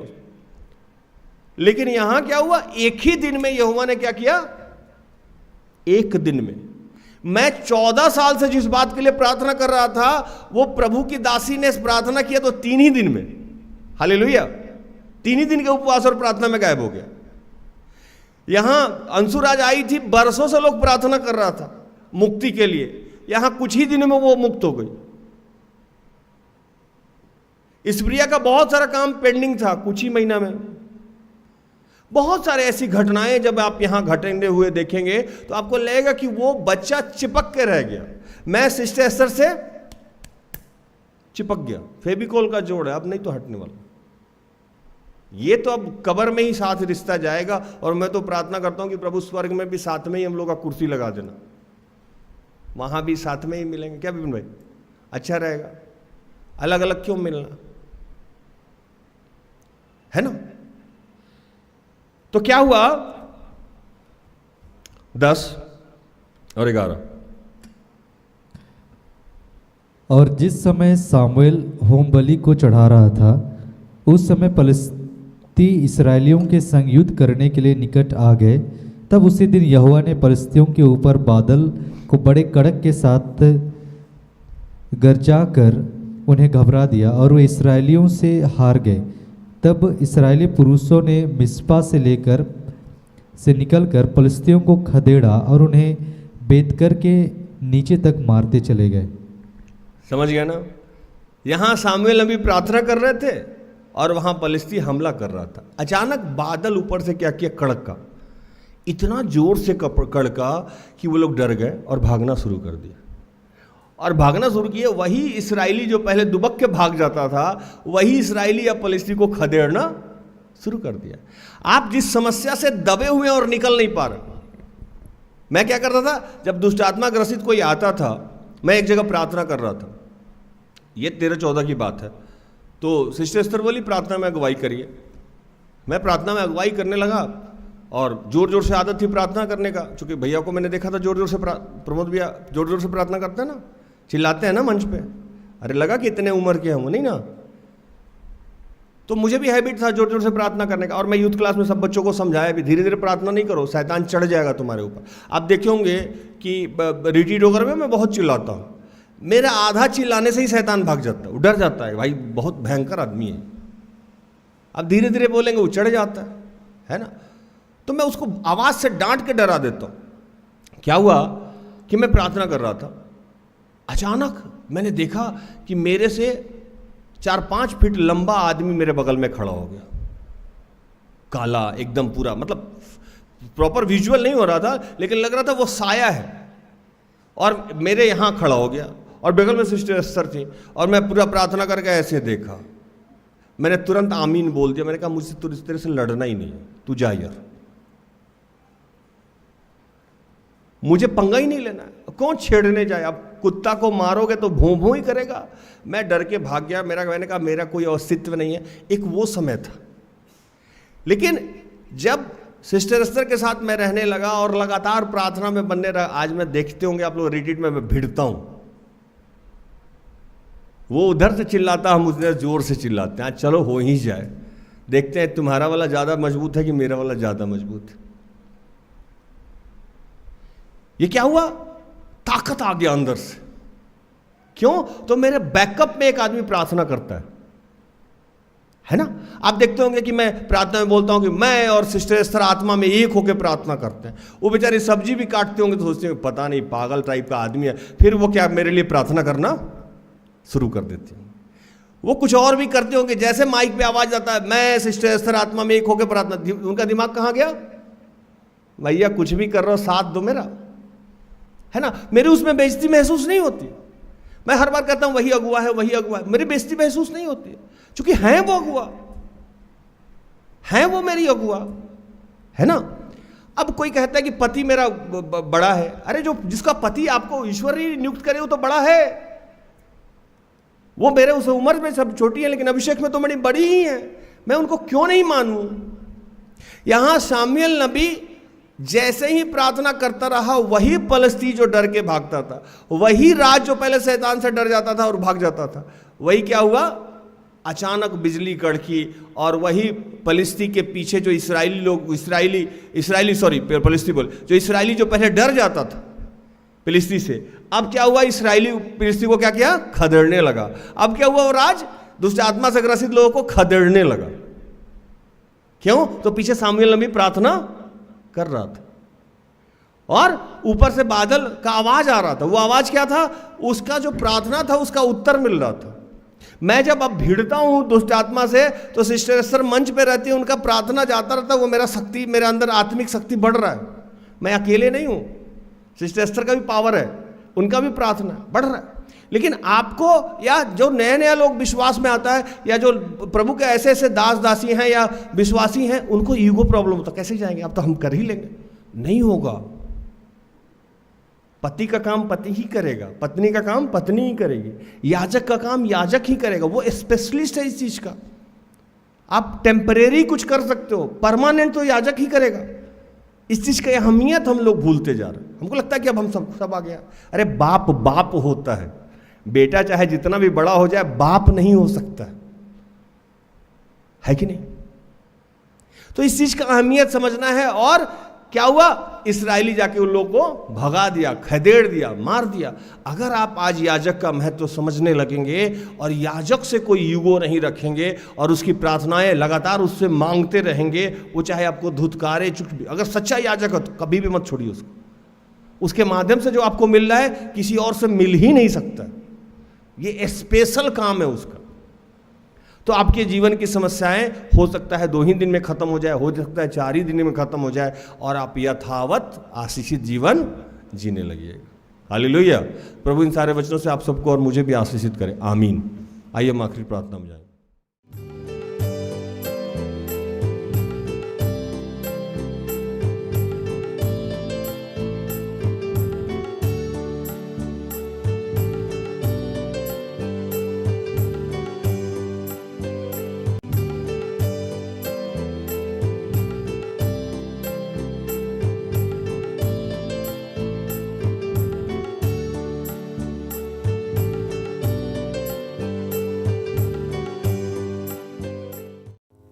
और इस वक्त अपनी आंखें बंद करेंगे और प्रार्थना करेंगे कि जब जब हमने किसी याजक को इग्नोर किया हो, प्रभु को सच्चे और अच्छे दास की बात नहीं सुनी हो या उसकी अहमियत को नहीं समझा हो,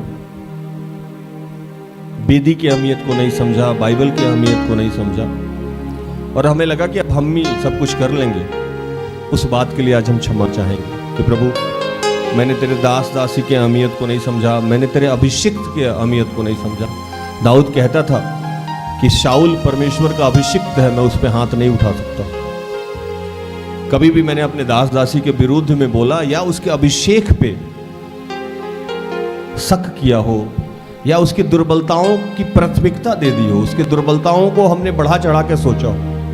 प्रभु इन तमाम बातों के लिए आज क्षमा चाहते हैं और ये पिता सिर्फ हमसे नहीं होगा, इसके लिए आपकी ज़रूरत पड़ेगी, हमें इसके लिए आत्मा की ज़रूरत पड़ेगी। वो आत्मा आज हमें दे ताकि हम आपके अभिषिक्त को पहचान सकें, उससे जुड़ सकें और हर अवस्था में चाहे हम जिस भी विपत्ति में हो उसी से जुड़े रहें और उससे प्रार्थना की अपेक्षा करते रहें।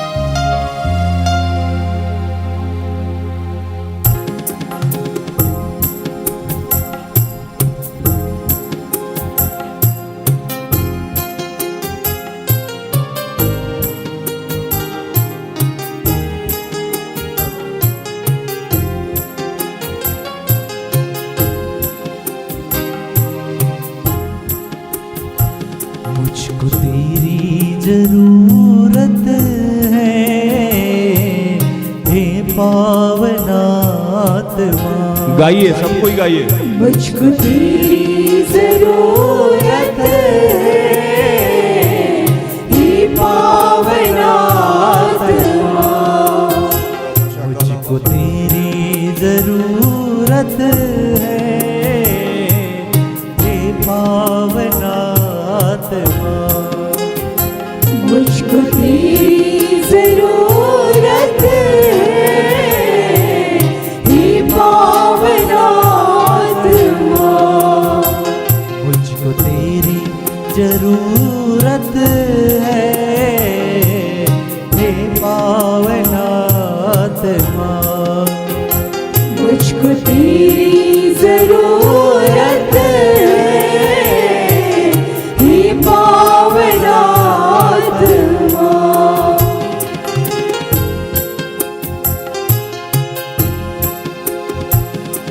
तो प्यासा हूँ, मेरी प्यास बुझाने तू आजा।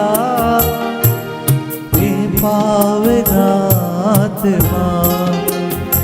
मैं तो प्यासा हूँ, मेरी प्यास बुझाने तू आजा।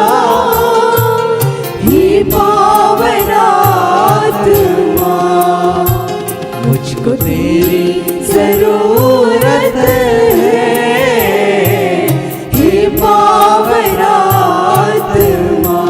ये पिता, विश्व में जितने तेरे बच्चे हैं जिनका तूने अभिषेक किया है, जिनको दान और वरदान दिए हैं, विशेषकर जिनको विश्वास का दान दिया है, वो चाहे जिस भी परिस्थिति में रहें, अपने दास दासियों का, जो तेरे दास दासी हैं, जो तू उनके लिए नियुक्त किया गया, उनका सम्मान करें।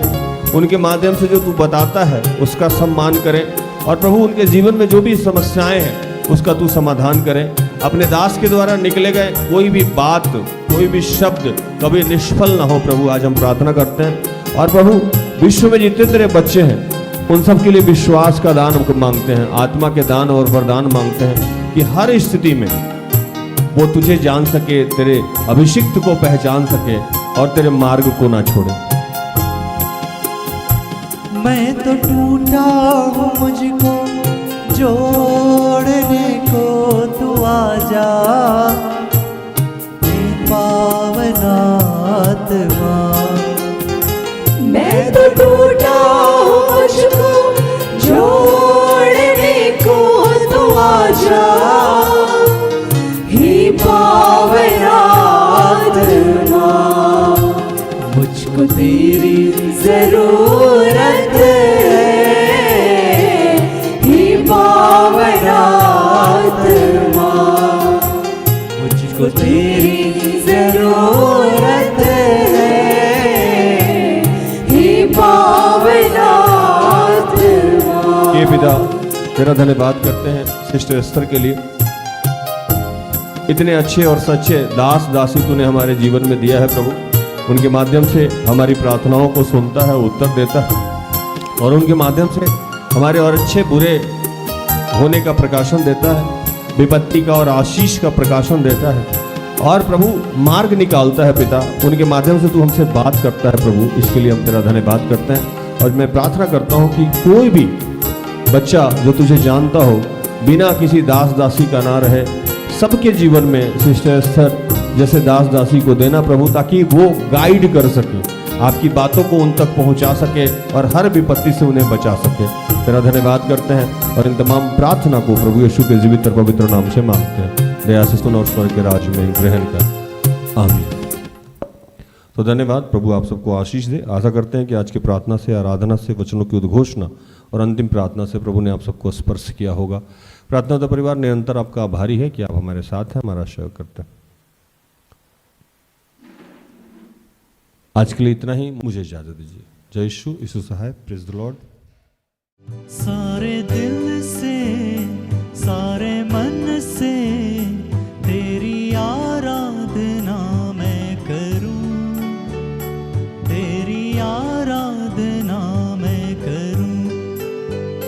सारे दिल से, सारे मन से तेरी आराधना मैं करूं, तेरी आराधना मैं करूं। सारे दिल